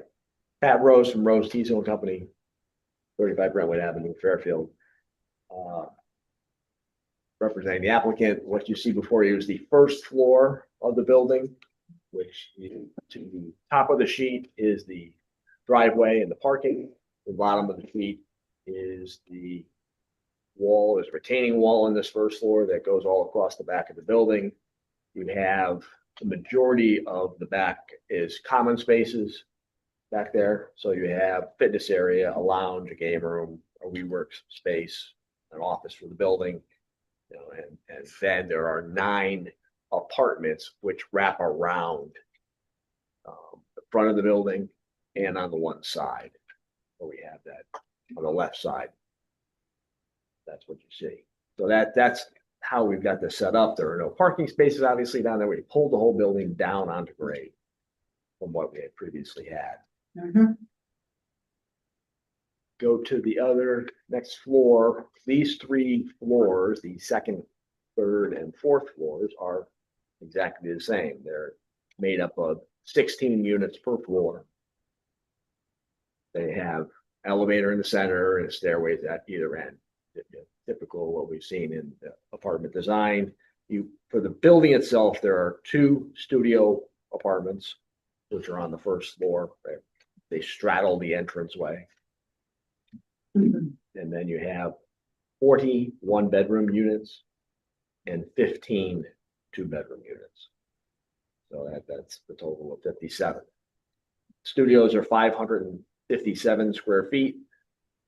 The one bedrooms are 681 square feet to 697 square feet, all very similar.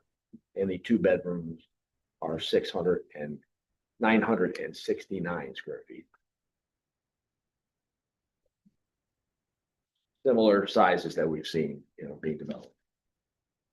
If we go down, Alexandria, just go down, the three plans are all the same. There's no sense going back there 3 times. Okay, elevations of the building. The top is the front elevation. There's a center portico share that pops out from the building to the front entrance. And then you have parking on either side of that. What we're using is a little more modern motif on the building, using sections of brick. And then above that, there is horizontal cementitious siding that has various widths. So maybe 4 inches to 12 inches of width for the siding. And then we're using a cement fiber wood siding on some of the areas that are accented.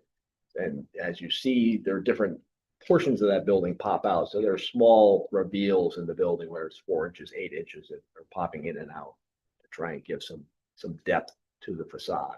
On the 4th floor, there's stucco areas around the balconies, and we've got an aircraft type cable balcony. So it's a very modern looking building. A little different than what we've done in the past. Side elevation there just shows it's brick on brick top, brick in the center, and then it's the wood siding on either side of those towers. You see the portico share that projects out. You go to the next slide, which is the rear of the elevation, which shows the 1-story, which is not, which is buried, and the same materials being used: the brick, the cementitious siding, and then the wood, faux wood siding. The total height from the 1st floor to the top of the building is 50 feet. Obviously, it's really a 3.5-story building. Buried that 1 floor for 2 sides of the building.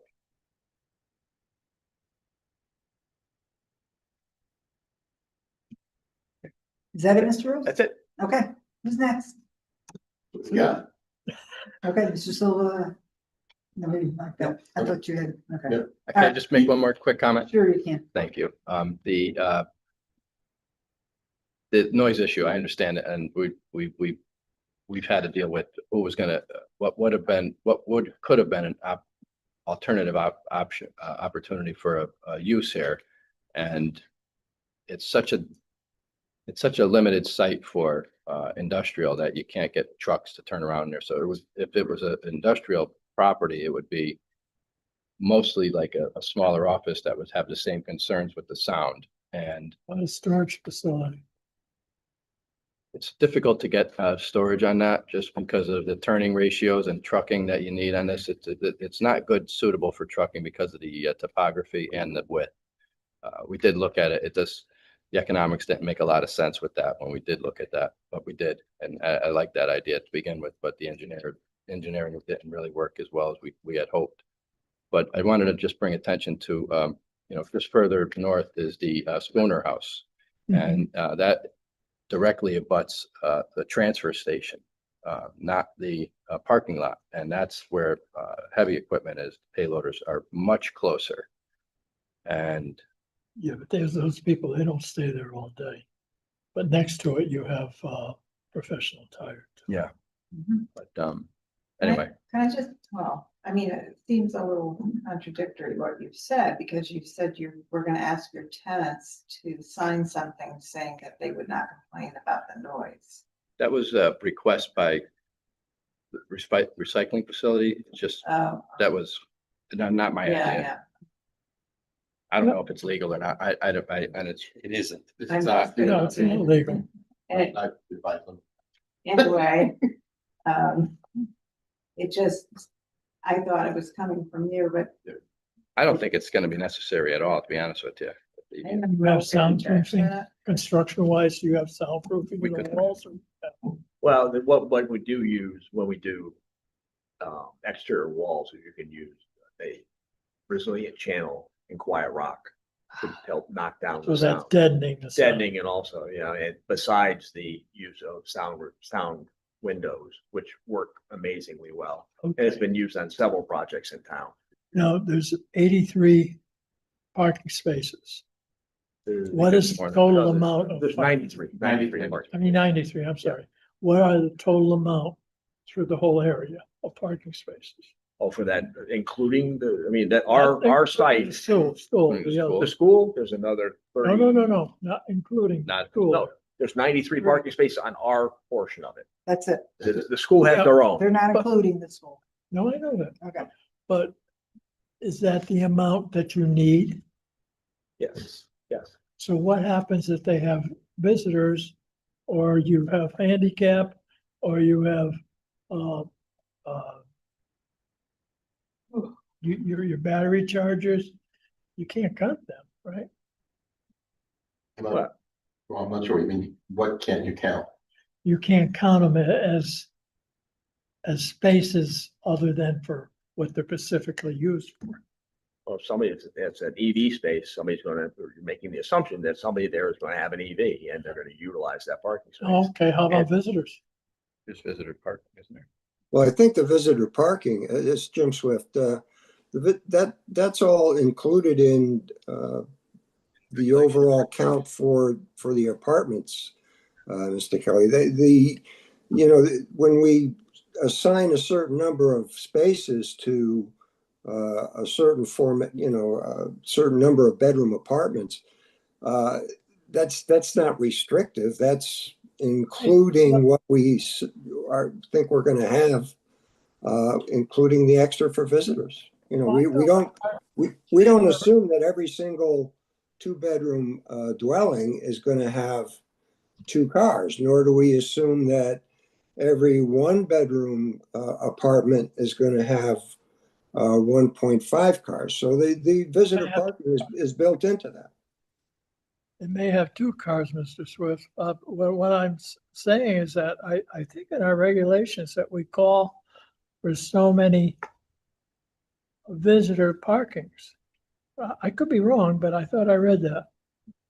No, you're correct. You're correct in the base parking regulations. That is correct, and that's the advantage of a planned development district is you can modify that if it seems logical. I mean, we could write the regulation, the statement of uses and standards to say that we're going to have 1 space per a studio, 1.25 for 1-bedroom and 1.75 for 2-bedroom, and then take the rest of that balance of that we'd have left over and say, and this is how many visitor spaces we're going to have. So, we're just asking you to make a judgment for 50 or, for 54 dwellings is 94, I believe, spaces sufficient, which clearly we believe it is. I'll check it out. Very good. There had been a traffic study submitted to the prior application when it was, did you have a new one, updated one, or was that not? We don't, my understanding is according to the engineer, nothing had changed. Mhm. So we hadn't updated it. Okay, Just gonna be fewer cars. right. Yeah, the original application, the original traffic study that you have was for the original Mhm. proposal. Oh, yeah. Was substantially more units than the April. Right. So we've reduced the number of units, we've reduced the number of trips in and out by virtue of making it smaller. So what you have in front of you shows a much larger development. So the traffic would be less. I just wanted to get that on the record that we acknowledge that there was a traffic study. How about Did not- affordable housing? We haven't mentioned that. No, we haven't. So, one of the pieces of correspondence that was received was from OEM Controls, and they were discussing, brought forward the fact about they were in support of this particular project. And I'm looking for that. If I could just, Yeah. while you're looking for it, Okay. we are going with workforce housing on this, Commissioner, and it's not, we haven't decided yet if we're gonna do their minimum or actually extend it to a larger number, a higher percentage on this property. It's 20%, yeah. Minimum is 20%. Yeah, it is. Is that under the build for CT? It is, yeah. I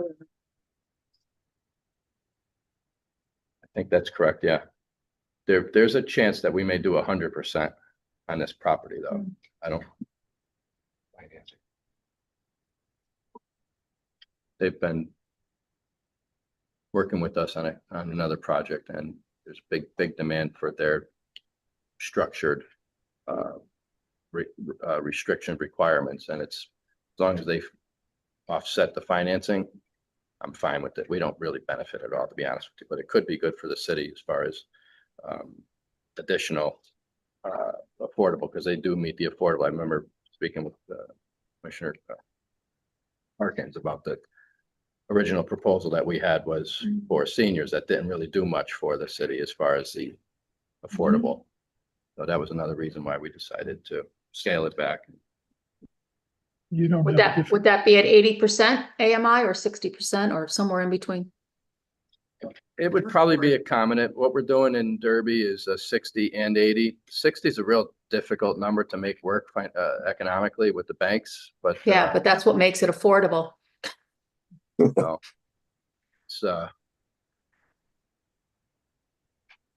it's in there. So it is 60. There are a percentage of them are 60, and then 80, and then depending on what program we end up agreeing to, it could be 100% of the building is going to be 60 and 80%. That's because you get low income. You get loans, you get a low interest. Interest It's a rate. lower interest rate Right. through the CT Yeah. build program. They're really aggressive on trying to, this is workforce, and they have to have, they have to have jobs, they have to have, but their income has to meet a certain threshold. And you administer that? In Yes, 2 buildings already, yeah. Okay. so there'd be an affordability plan that would report to you showing how it would be administered and how it's implemented. And that's submitted to the city, I guess, yearly. It's city and the state. City and the state, and Yeah. and we provide it to the zoning commission. There's a big, the veterans are qualifying for that now as well. We just had a bunch of them in Derby, so it's a good program. It really is. It's again, it doesn't really make a difference to the developer. It's really, we're just a pass through. We get a little bit less on our, we pay a little bit less on our financing, and we collect a little bit less on the rentals. That's all it is. Well, has to work out. Yeah, as long as it's fair and it's meets their objective and it's good for the city. All right, that is everything. Mhm. Then we're gonna move into the public portion. Yeah. So if there is anyone here in the audience that's an elected official, would like to comment on this application, please step forward. If there's anyone participating via Zoom or through a phone link and you are an elected official and you would like to comment on this application, please use Zoom's raise your hand feature or dial *9. No. Okay, and can I have that sign-in sheet? If there is any member of the public who wishes to comment on this application and you have not already listed your name on this sign-up sheet, please come forward.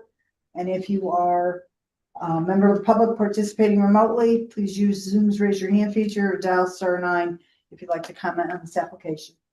No, okay. Right, so move that along. So do there any comments for you to comment on? So we'll just move along that any commissioners have any questions for the applicant at this time? Yeah. Okay, so how does the, Just a quick question. Do the city trash, I know that Winter Brothers, I believe, is who collects the trash. Are there trucks up there as well? They are up on Is that where top. they're based out of? They keep, yeah, up there and on the other property on, Oliver Terrace. Across from, can't think of the building that you guys were having a problem with the automotive up there. Corporation. Yeah. Station.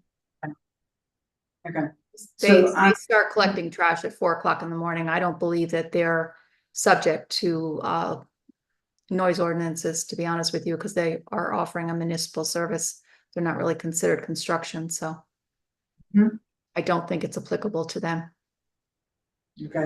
I could be wrong, but I know the trash trucks are out there at 4 o'clock in the morning. I hear them every morning.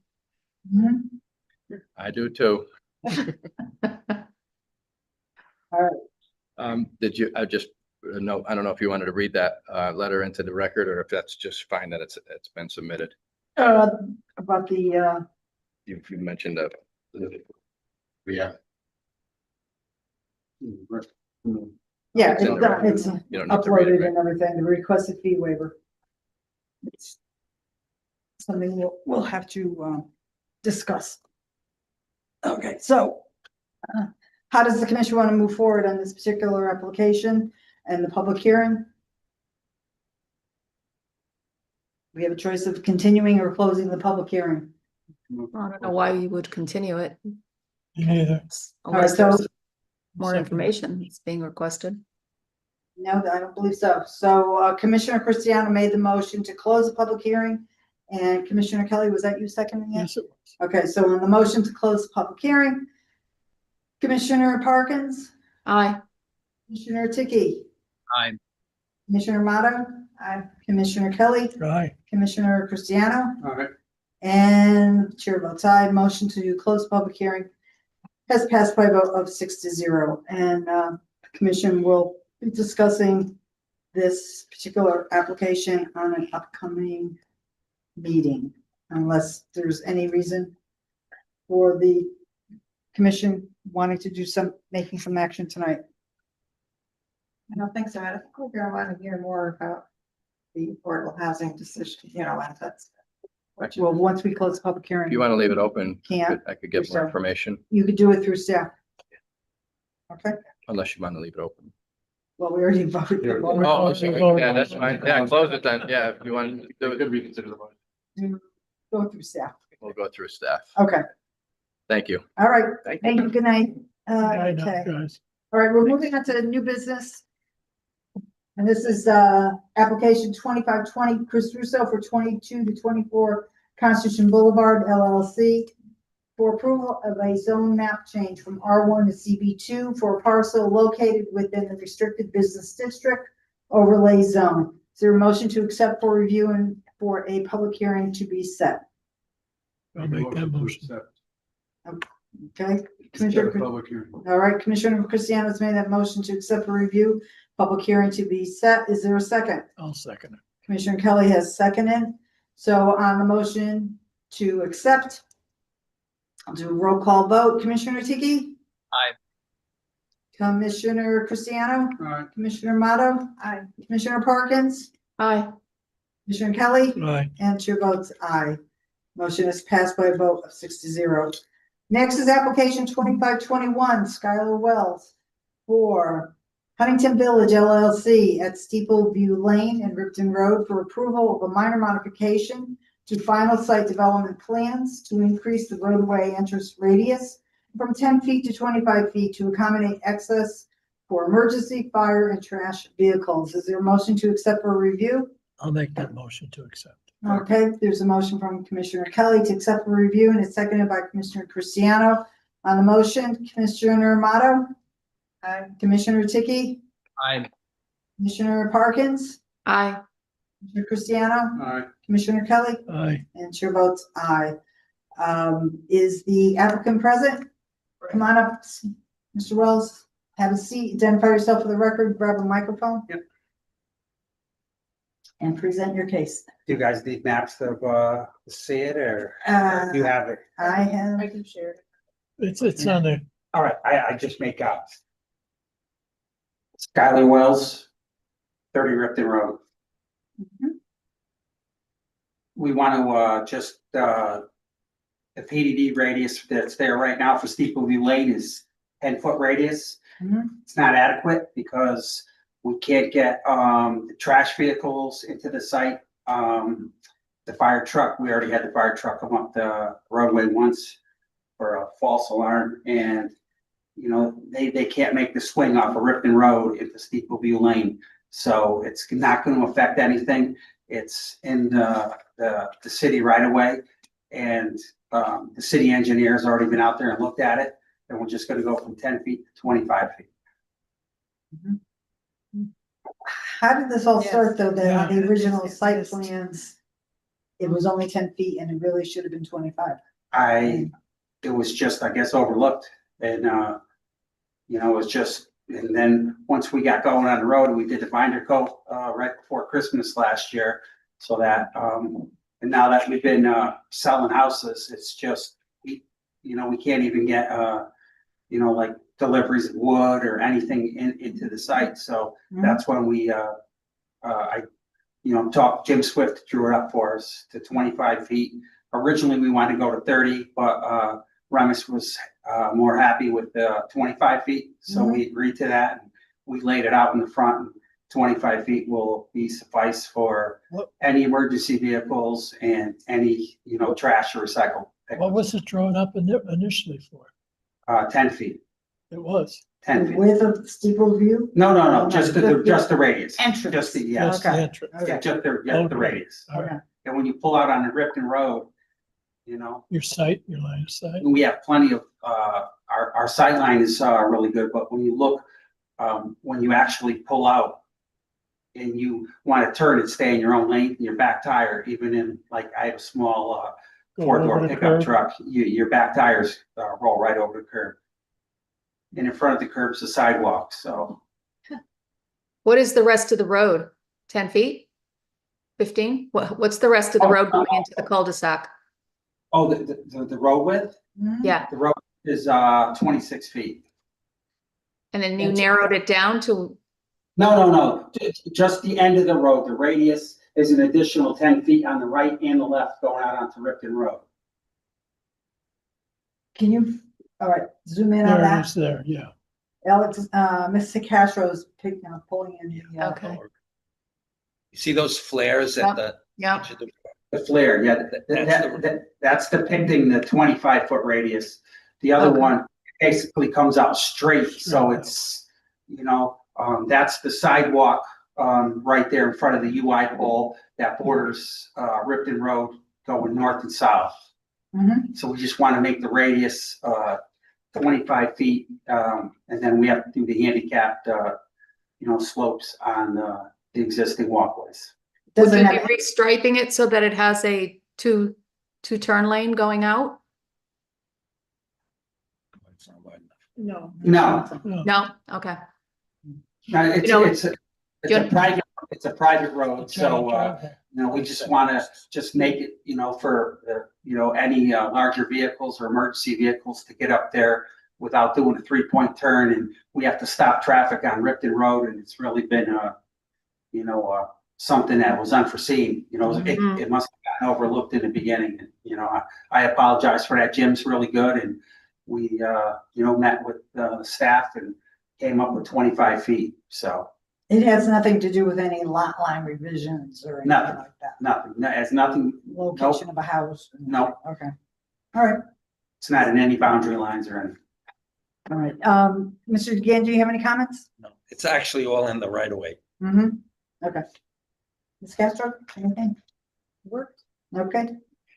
How does the commission want to proceed with this application? Seems pretty simple to me. I'd make a motion to approve the request. Okay, Second it. so there's a motion to approve application 2521 from Commissioner Parkins.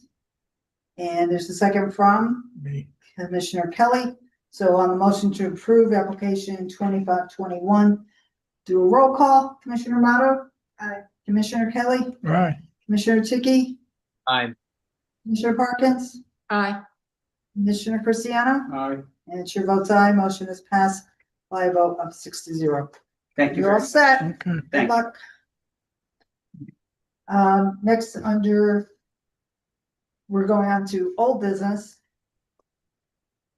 And this is application 2511, Paul Bombero for Hemra Kona at 41 and 45 Detroit Avenue for approval of the site plan application to allow construction of a two-story commercial building with retail use on the ground floor and office use on the second floor.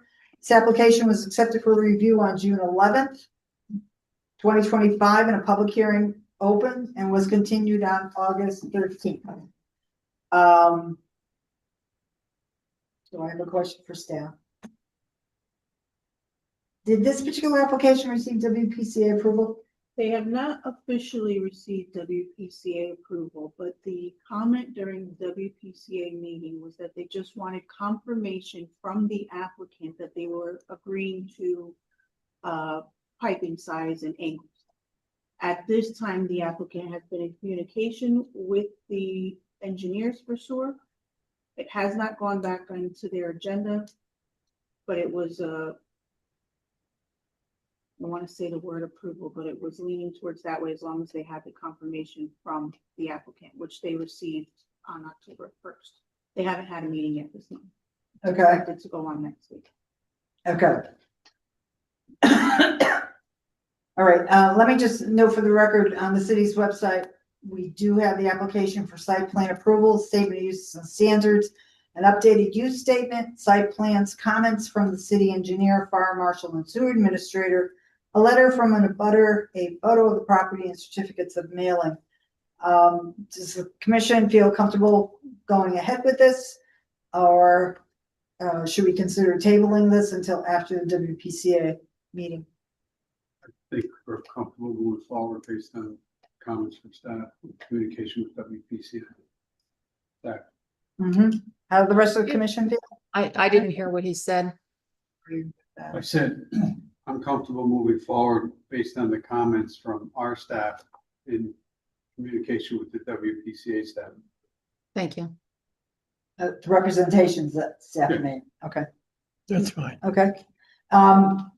Commissioner Ticky? Question. Yeah, I agree. I'm comfortable moving forward. All right. I had a meeting with the developer, their engineer, and Rimis, and they still, from that meeting, I don't know whether it's happened. There were still modifications to the drawing that had not been made for Rimis. Oh, really? I was not given that information. Yeah, it was a meeting and there was some issues. I mean, he's here. They might have submitted, I just haven't seen it. Oh. They had a list of things that needed to be done to the drawings. Okay. Is the applicant here? Come on, Mr. Bombero.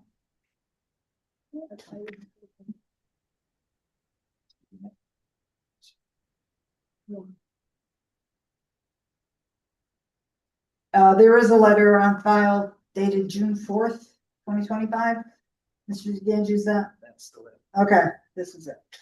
Okay, Mr. Bombero, why don't you identify yourself for the record and proceed? Good evening, Paul Bombero, licensed land surveyor. Yep. Address is 155 Bear Hill Road in Bethany, Connecticut.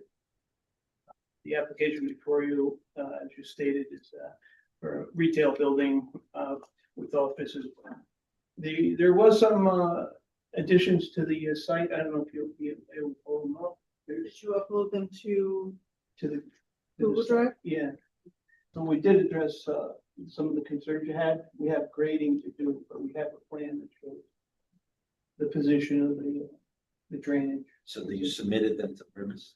No, well, I put it on the site. They were just uploaded yesterday.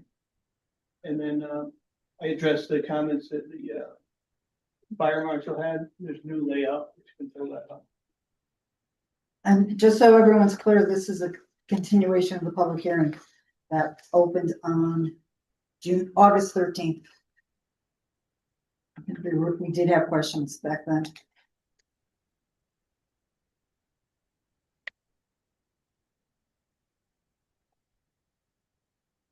Yeah. Rotate this.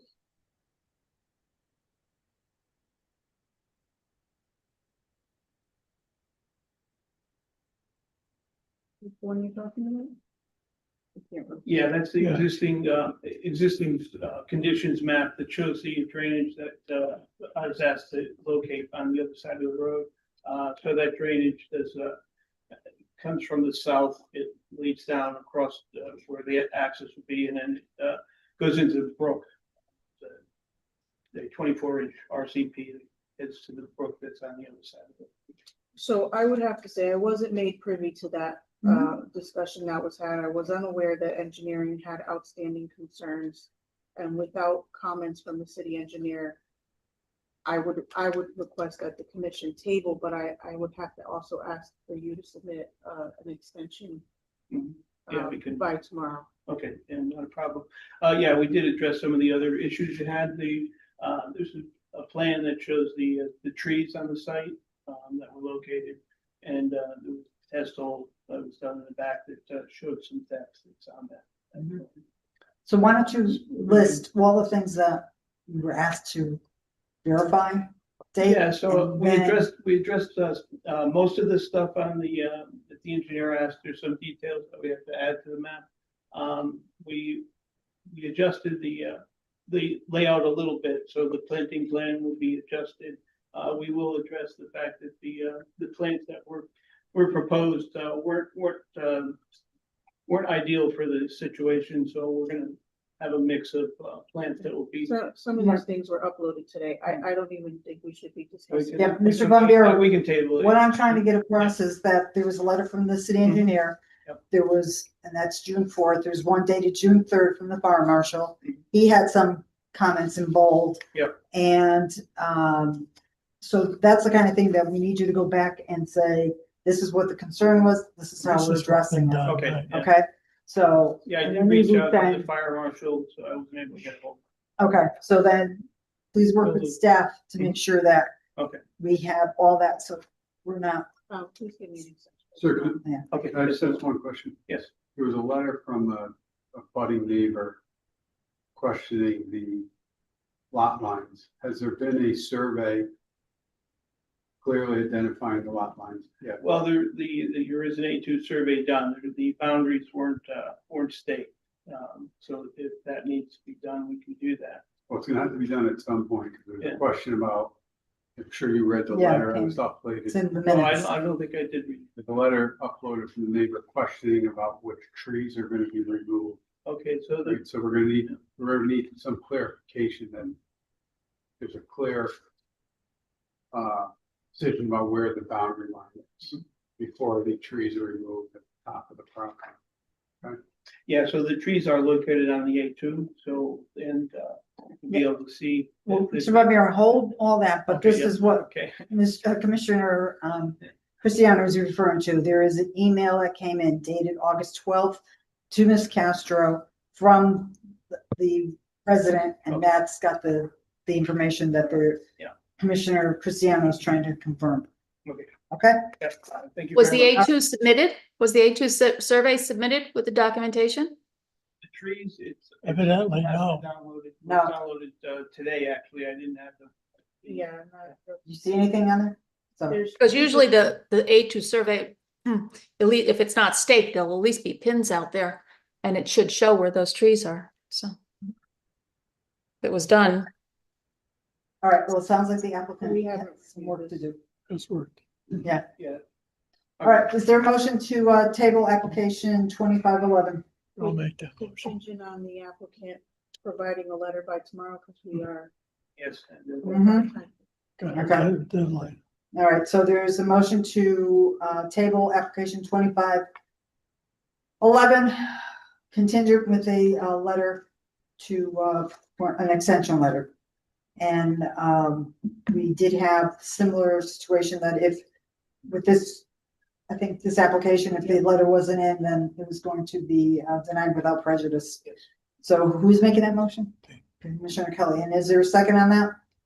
I'll wait a second. Okay, so on the motion, Commissioner Cristiano, Aye. Commissioner Motto, Commissioner Tiki, Aye. Commissioner Parkins, Aye. Commissioner Kelly, Aye. and chair votes aye. Motion to table has passed by a vote of 6-0. Thank you for your time. Thank you. All right, next application 2518, Crown Point 2, Dominic Thomas. For Crown Point Associates of Shelton 2 LLC at 0 Bridgeport Avenue, Assessors Map 50, Lot 15, and 48 Long Hill Crossroad, Assessors Map 50, Lot 16, for approval of final site development plans for a mixed-use commercial development. Ms. Castro, has this application received WPCA approval yet? They have not received WPCA approval. They have been accepted by WPCA.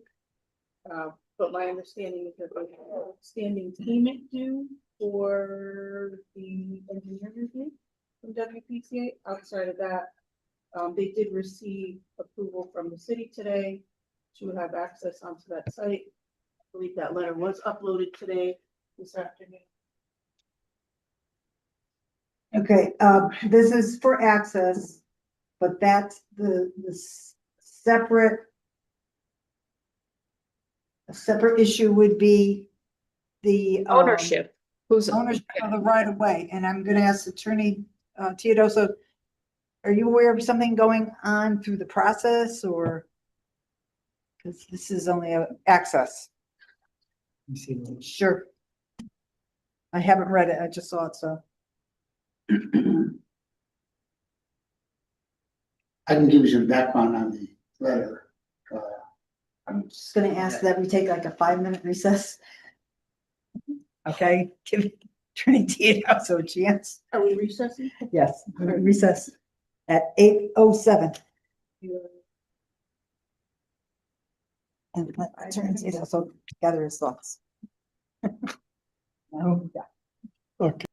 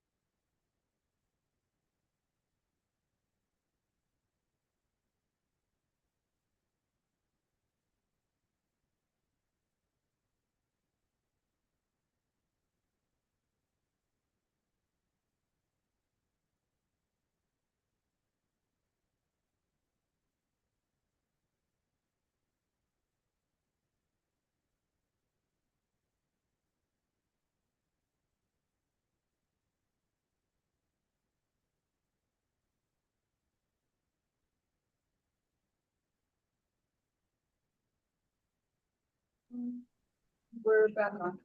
All right, we are returning from recess at 8:13 PM. So, all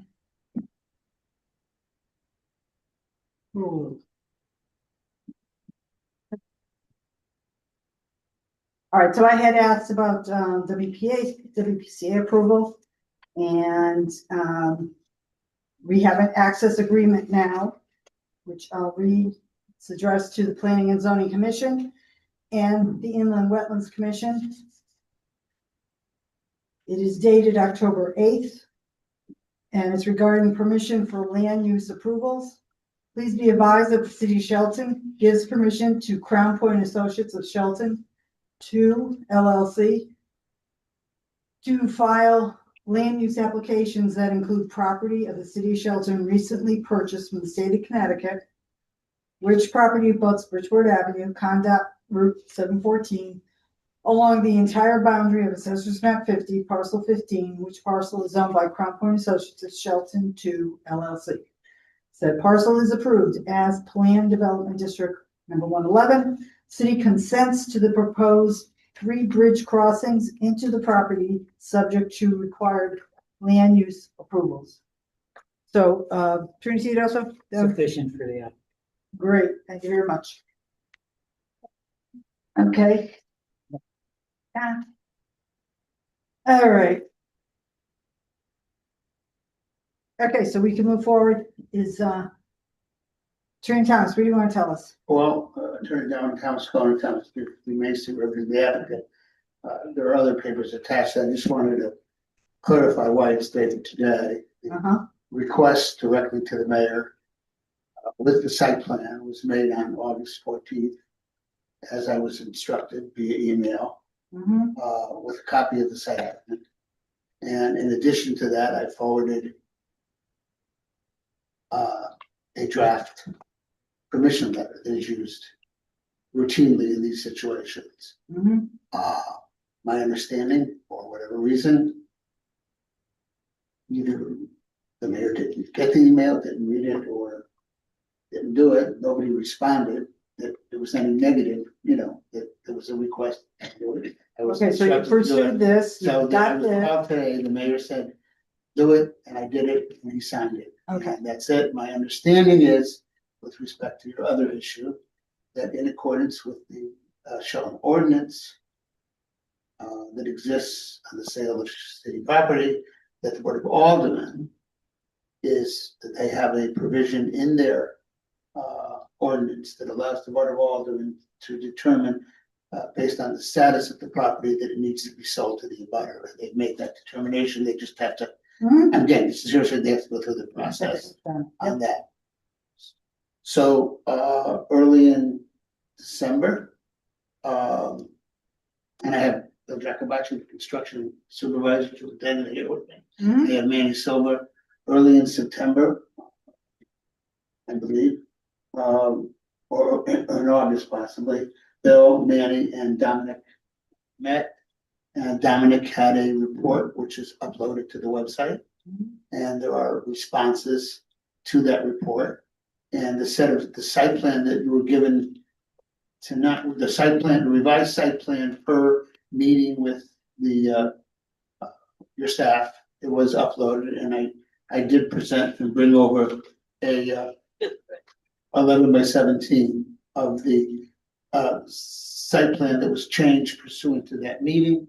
And again, I didn't make copies of it, but uploaded onto the website is Dominic DeGanchi's report with, I think, the responses in red that were addressed with respect to the site.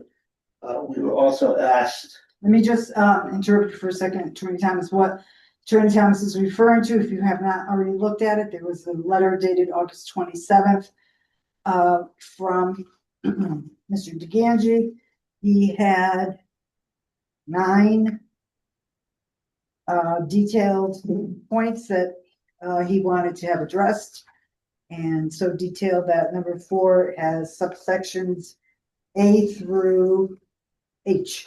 So there were a number of points, but there was a meeting, Mr. DeGangi, you said? Yes, it was a lot of clarifications, some Mhm. additional details to make sure that we understood what they were building.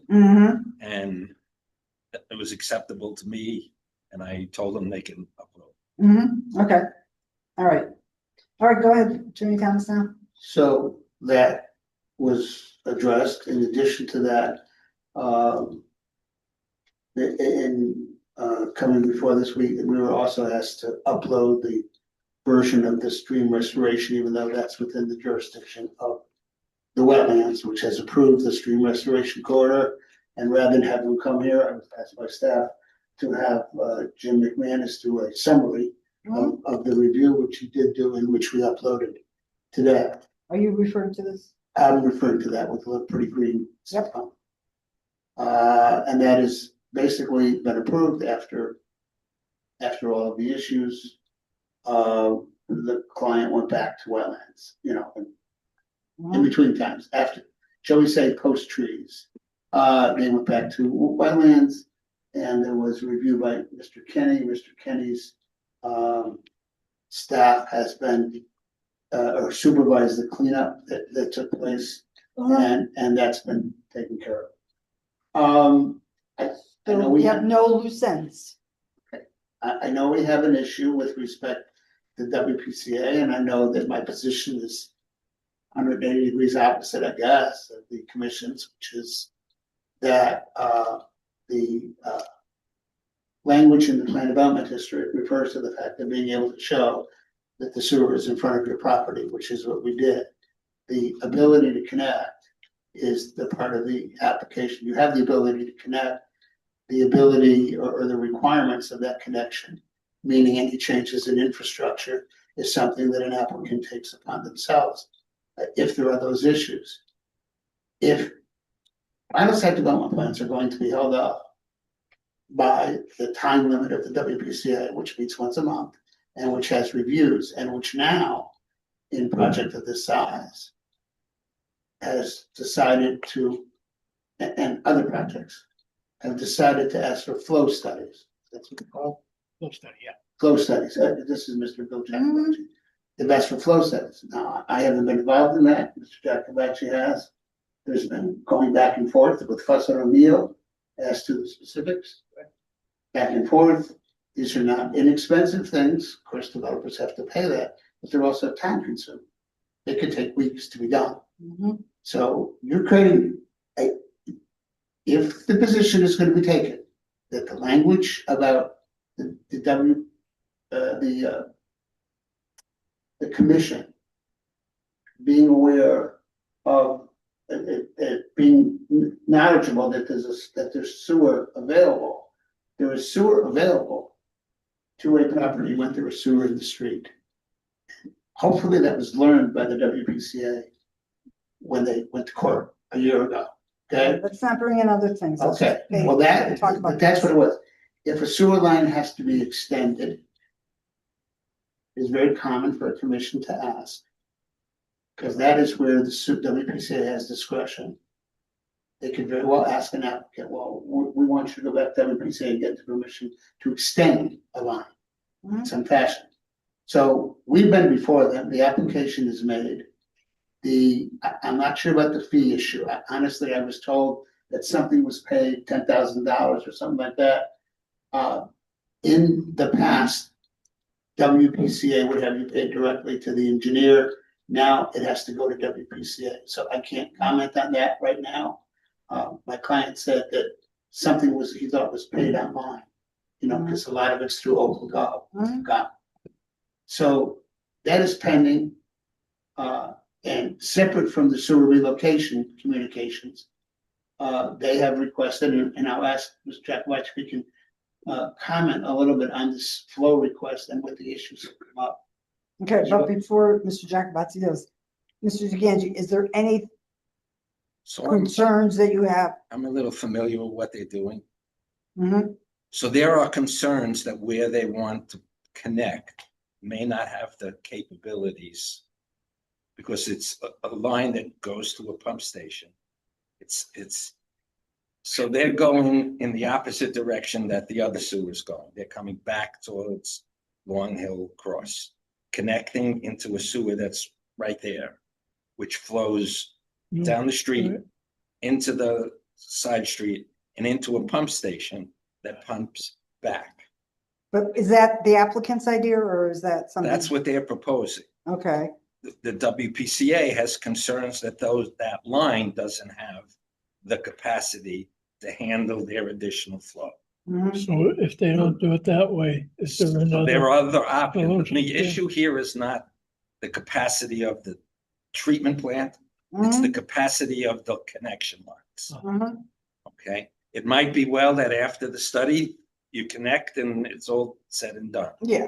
Okay, they don't know that. What does the study, Alright, study? And what they're asking them to do is to put meters in the system. They gave them, I believe they've given you the flow data out of the pump station to your engineer. That's correct. Okay, so it all sort of fits together. And this is not an unusual thing for a WPCA. Most, when issues are questionable, that's what they do. And it requires a specific length of time, 4 weeks, I think is a minimum, but it also has to require 2 rain dates. All right, because it's a system that has I&I in it. Okay, so it might take 6 weeks, 8 weeks. The bottom line is, we don't want this to be a recipe for disaster. We want this to be a recipe for success. Right. You know, so. So if it turns out that there's a problem that might be fixed by making a pipe bigger. Yeah. Or if the problem becomes the pump station, then maybe they need to think about another way to go to sewer, because it's on both sides. Teresa Joseph, do you want to make a You comment? sound like the Water Pollution Control Authority. I do. No. No, the point that I'm trying to make, or I'd like to make here, is that with regard to this application, yes, there has to be a Water Pollution Control Authority approval for the project in the end. But the history of your dynamic with the Water Pollution Control Authority is sometimes you act first, sometimes they act first. You have committed to establishing a process which is not yet agreed upon. I would suggest to you in this situation, you make your approvals here totally contingent upon the Water Pollution Control Authority's successful action with them, or their successful action with them. But get this thing moving because the winter's coming. Oh, absolutely. So in other words, we could approve or disapprove the project. And They already have an then- initial concept. You could approve and say, subject to Providing Water for- Pollution for- Control Authority's tie-in Yeah. agreement. You could disapprove, or you could table and wait for the WPCA, but that's gonna be January. So what would be the initial cost of this study? We've gotten just a preliminary estimate so far, because we've been pursuing some clarification with Fuss and O'Neill as to where the testing needs to take place. They entered a write-up into the website, a description of how they want it tested and with certain parameters. And I sent them copies of the sewer maps that I got from Bill Iannotti, and I asked them to specify where they wanted to go with it. And I haven't gotten that answer yet. So you But don't. based on that, Yeah. we've got a couple of firms that do the monitoring, and we're prepared to start it up as soon as we get our answers. We should have our answers very shortly. And there is an alternative. Well, that's what I was getting at. Is there a cost at this point of doing all this? Yeah, And it's what's that about based on the alternative also? it's about a $20,000 bill. So this is a work in progress. It sounds like there's ways of addressing all this. There are. Just like clarification on something. Sure. Just to address what Attorney Thomas said. We're obviously going to move forward on this project. We have to move forward on this project. What this project has brought to light to this commission, one way or the other, is what you've mentioned. We have to change our ways. And when that decision has already been made, that projects will go to WPCA first for approval. They can't approve a project until they know what the project They have to is. go and present, projects have to go to WPCA, staff to correct, and that's what was discussed with the chair of both commissions. They have to go to WPCA and present their potential projects. Okay, so it doesn't, so we don't hold up projects because they're not coming to us until they have tentative approval from WPCA. Okay, that's the new process to avoid this in the future. Okay, so this commission is not going to be holding up any projects, so we're clear, Attorney Thomas. Okay, and we like to give zingers at this commission about process. So we understand the process is going to be clear moving forward. Okay, go there first before you come here. Have Okay, we so- formally adopted that process? Isn't that what Attorney Tedosio just referenced? I don't think that you actually proved it. You talked about it. We sent applicants through Yeah. that process Yeah. already. Yeah. So if we've already started that, I Wow. assume the process is going because we shouldn't be telling one applicant to move forward. I agree, but Well, true. I'm just asking if we formalized that process yet. You could interpret our regulations one way or the Yeah, other. that's true. And what Attorney Thomas is talking about is what the consensus has been for the past 10 years. That doesn't mean that you can't change it, and that doesn't mean there's not another interpretation that could be applied to. You just have to make it clear with the Water Pollution Control Authority. Well, we have to make it clear with the developers that come Yeah. to the, Well, to here. Just so you understand why Consistently. developers are concerned. Whoa, hold on for a minute. Ms. Castro, did you have any? So what Comments? was presented in front of the WBCA commission was that applications be reviewed by them to see if there was connection available or any capacity concerns. And from that point, they would determine if they should go in front of their commission or send out for reviews. It wasn't presented to this commission yet. It was only so far presented to the WPCA commission, to see if they would be willing to make that change because they were the ones that requested that they come to them after final development plan approval. So it was presented, they agreed that it was a step in a positive direction, so we don't have capacity or connection concerns or questions. I mean, our commission can't speak on behalf of the WPCA. So it was really just to get that clarification in advance. We also discussed having work sessions in advance so that an application could know whether or not it's worth proceeding in the way that they're proposing. Just so you know, we're not, in 2023, on the record, and I sent the minutes out to WPCA after beating the heck out of a certain engineer who was making a presentation before them, made it very clear on the record that they did not want applications until the final site development plans were approved. Because they were concerned about something, and I will say for the record, I was not involved in whatever it was. They were concerned about some application that they dealt with where the applicant came before them during the course of the PDD application. They approved it. And then eventually what came out the end were more units, because that governs how they determined Right, the thing. So at the time that this came out, and the reason it got so direct, WPCA was meeting at 4:30, the commission was meeting at 6. The application that was involved was on your agenda for the final site development plans and was before them. They were going to table it. The developer was hyperventilating a bit. I was the lawyer on that. I got up and I explained to Mr. DeAngelis that night it was going to be approved and there were going to be no more than the 55 units, period. That was in the resolution. So at that point, the comment was made, well, that's fine because of the unique nature of the two meetings being at the same day, but we want final site development plans. We want to know what you're doing. We don't want to know theoretically. I will state for the record that in the past, I have taken applications to the wetlands, to them, for their whatever you want to call it, consent, consent that they would look at it and say, yeah, we're okay with that, without giving a permit, without giving you permission, because the developer is running the risk. They don't, I mean, you can approve all you want, but if we can't get rid of the you-know-what's in the toilet bowl, okay?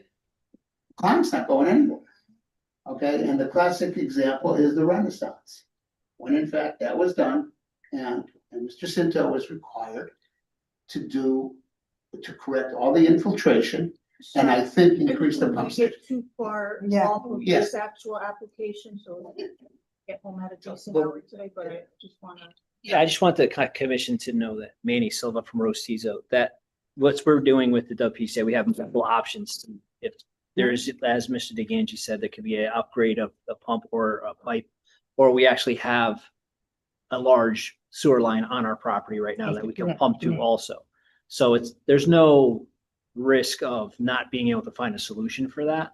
So I think the commission should be comfortable, going forward. I think it's the volume of the project Right, yeah. with all the different buildings. Mhm. And just, we don't want to cause any disruption to any system anywhere and have everybody pulling their hair out. Right, but if it was to say that you approved it and then the PCA would say, we're only approving so much, then we'd have to come back and modify.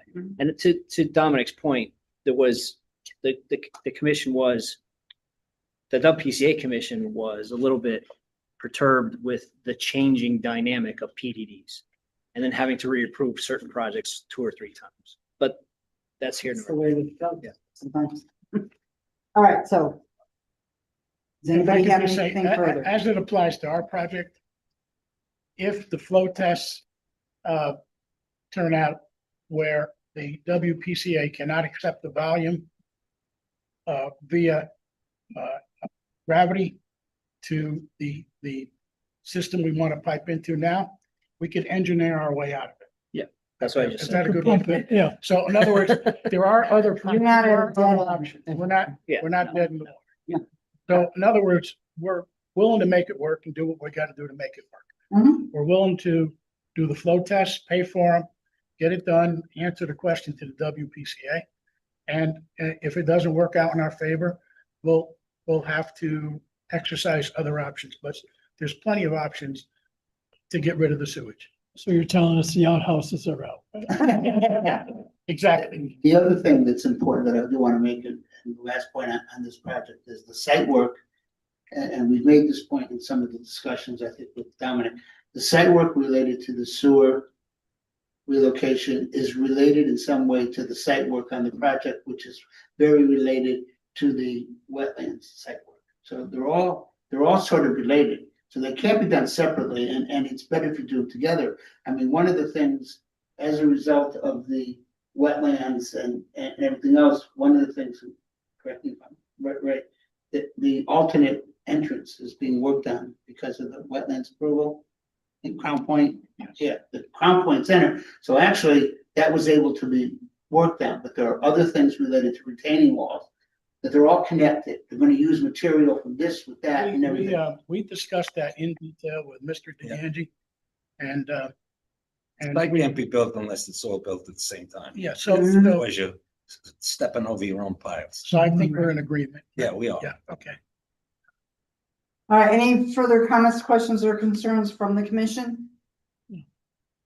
Okay, so the commission like to proceed with this particular application for the approval of final site development plans? Yes. Please. Is there someone making a motion? I hear yes. I'll make a motion. All right, Commissioner Kelly, you're making a motion to approve? Yep. Any contingencies? No? No. Okay, so a motion to approve final site development plans made by Commissioner Kelly. Is there a second? I'll second. Commissioner Amato has seconded. So on the motion to approve, I'll do a roll call. Commissioner Tiki? Aye. Commissioner Parkins? Aye. Commissioner Cristiano? Aye. Commissioner Motto, Aye. Commissioner Kelly, Aye. and chair votes aye. Motion is passed by a vote of 6-0. Okay, thank you, gentlemen. Thank you very much. Have a good All night. right, good night. It was a pleasure. Thank you very much. Be good, You're man. welcome. All right, so our next agenda item is the public portion. If there's anyone here in the auditorium who would like to Be good. comment on an item not on the agenda, please come forward.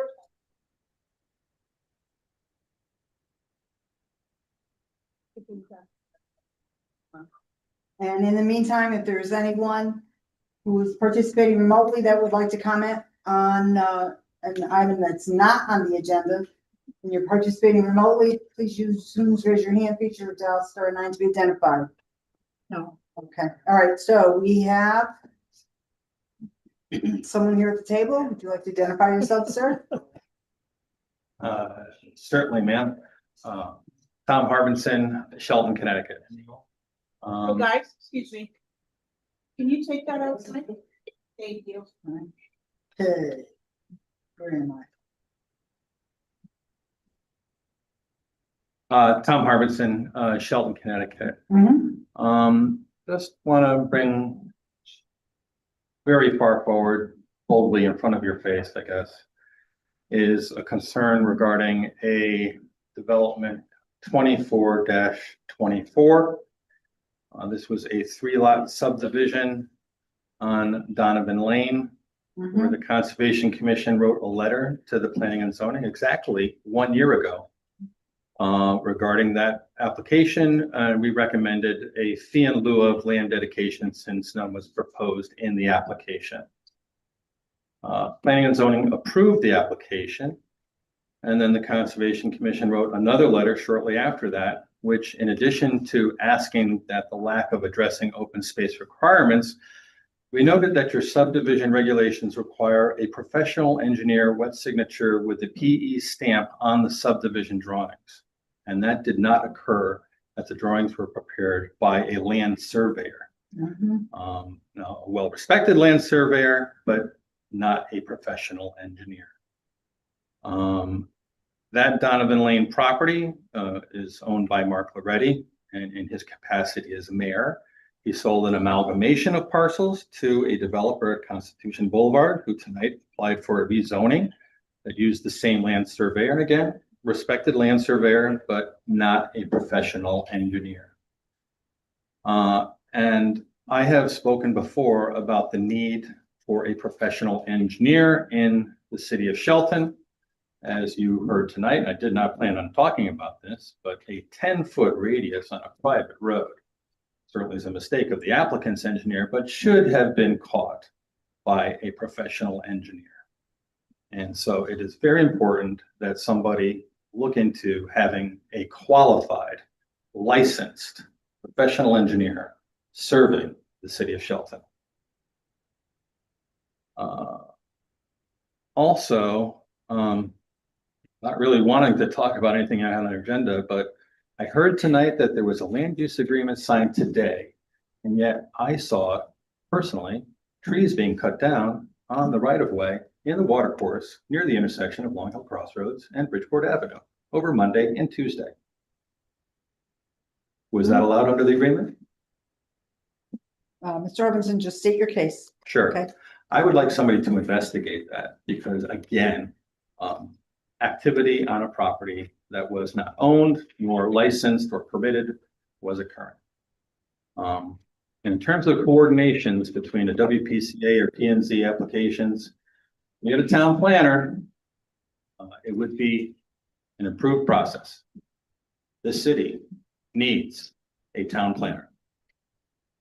And lastly, we had an application on Gamble Place several years ago for which an open space dedication was approved by your commission.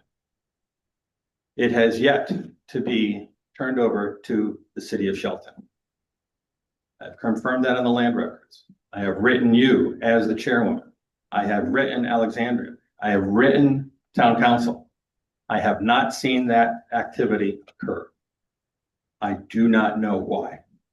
I would love an explanation. I would love a response to our emails and our letters that are formally requesting a Thank you. You're welcome. Thank you, Mr. Harbinson. Is there anyone else here in the auditorium? No, and there is no one participating remotely? Ms. Castro? No. Okay, all right.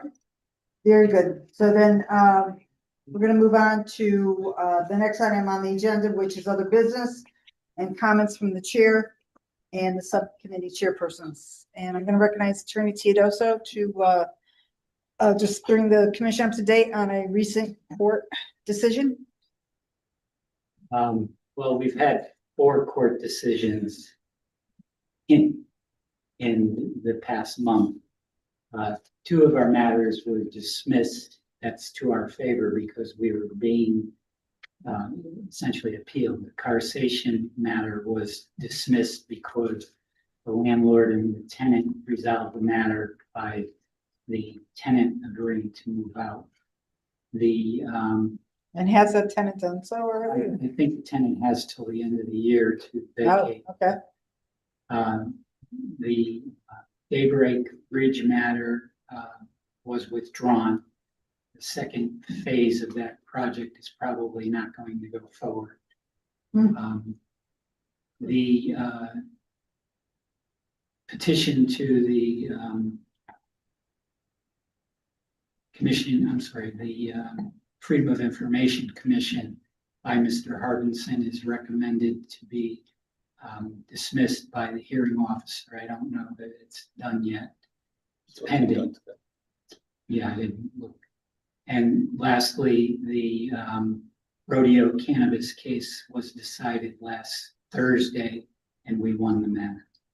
Okay, so it was, the judge decided in favor of the commission. The judge wrote a very good decision for the commission because it said, what the judge said was that the PDD is definitely a legislative action on behalf of the Planning and Zoning Commission.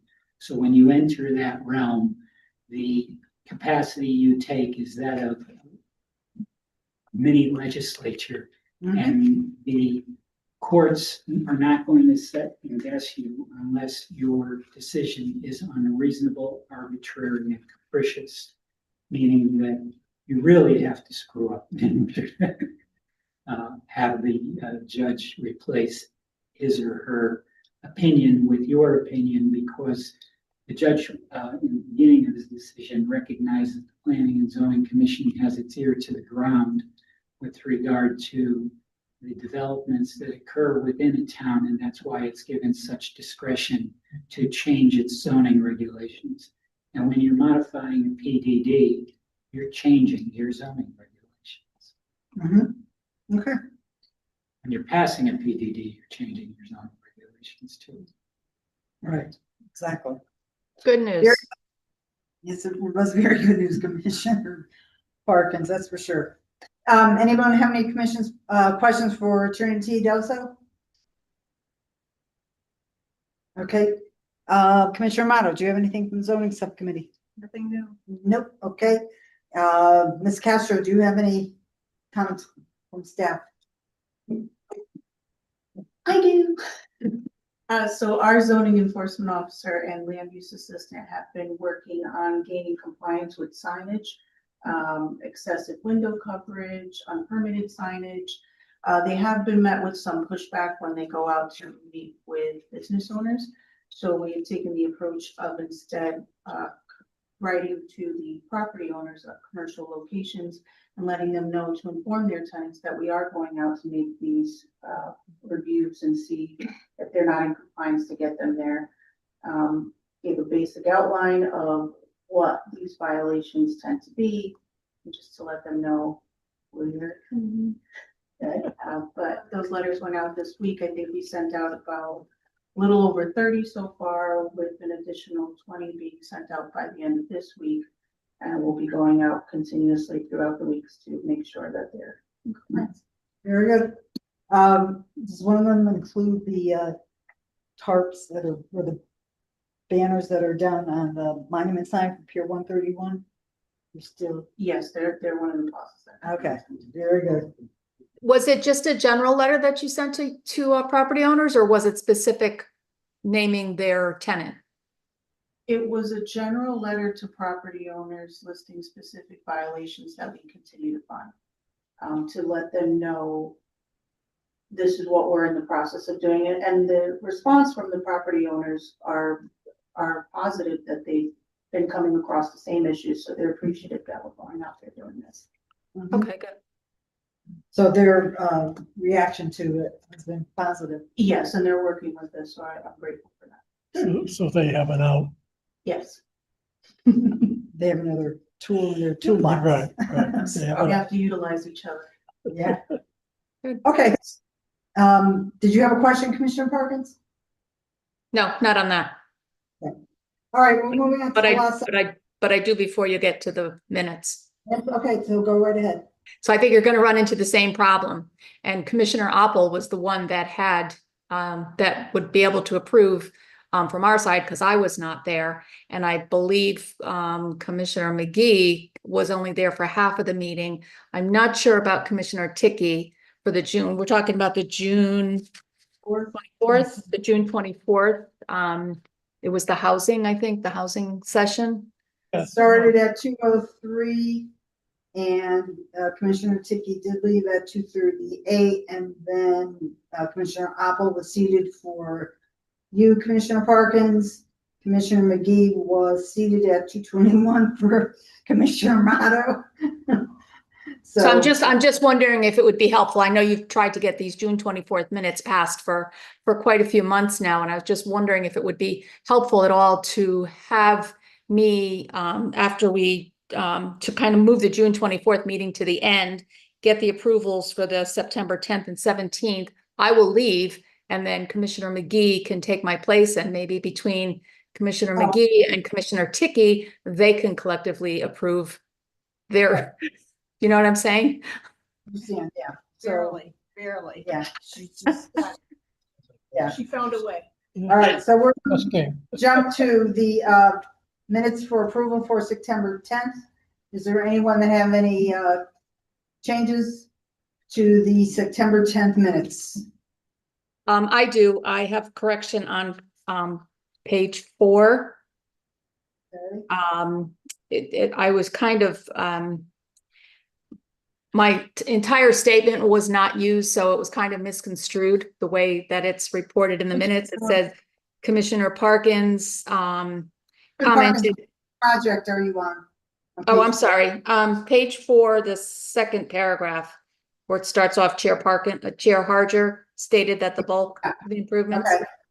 Mhm. So if you go down to the sentence that starts, Commissioner Parkins contended that the project is not in the best interest of Shelton because it overlooks the need for senior housing. While that was part of my statement, and it's partially true, the true intent of the statement was that I stated that it should be that I would be more open to the project if it was proposed to address the need of senior housing. So to me, it makes a difference how it was stated. So if the person just goes back and watches that, we used to have verbatim minutes, and I'm not asking for verbatim, but when comments are kind of misconstrued or inappropriately decided to shorten, it changes the meaning.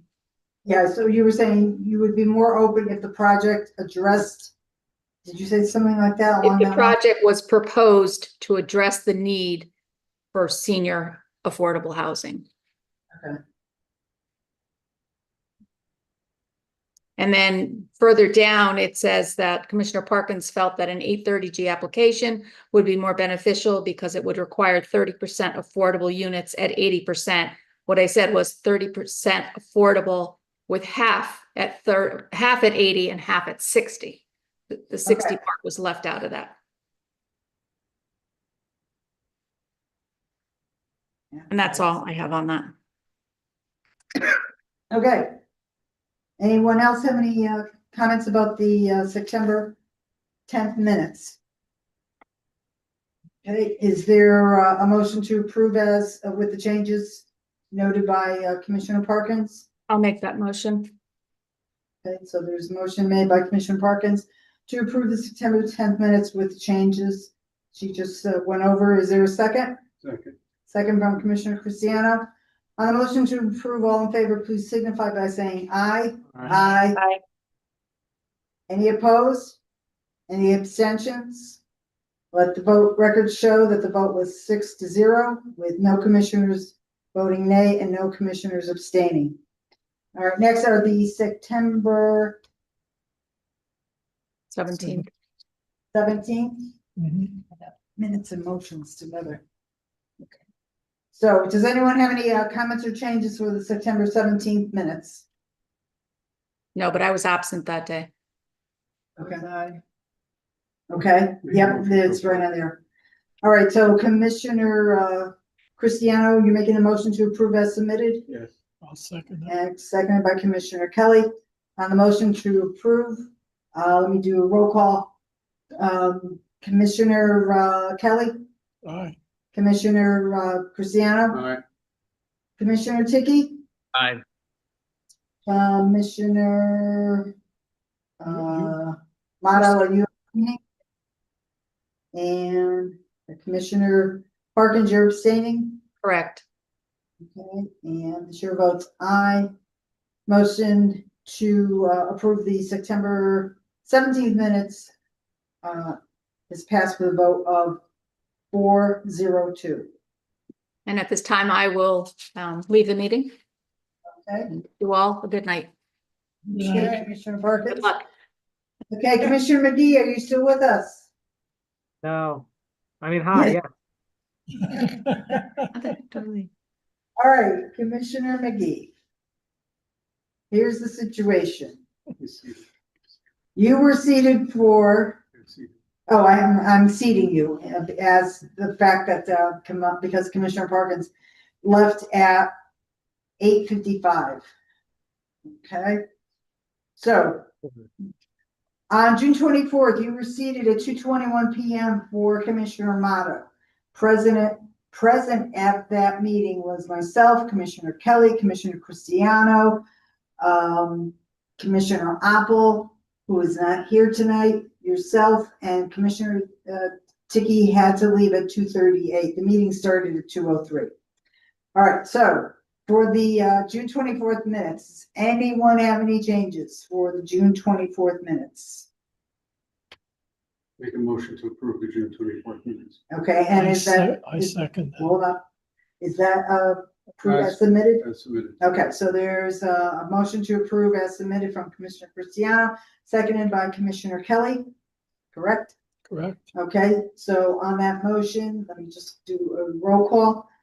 Commissioner Cristiano, Aye. Commissioner Kelly, Aye. Commissioner Motto, you I'm were absent, there. so then you were abstaining, Yes. okay? And Commissioner McGee, Aye. you're an aye, and the chair votes aye. And Missing Commissioner Tiki. I know, I was going down the list. I'm sorry. Okay, Commissioner Tiki, Aye. you're an aye as well. Okay. You're comfortable because you did leave at 2:38. The meeting lasted until 3:02. Yeah. So, Right, so for the the portion that I attended, and even when I miss a meeting, if available, I usually go back and watch it anyway. So certainly feel comfortable voting on it, and I attended half of it. okay, good. All right. That's good, just so that we don't have any questions later on. So the June 24th minutes have been approved by a vote of 5-0-1. And seeing that there's no other item on the agenda, the chair happily declares this evening's meeting is adjourned as of 8:56 PM. Good night. Thank you, everyone. Good night. 57. Oh, 7.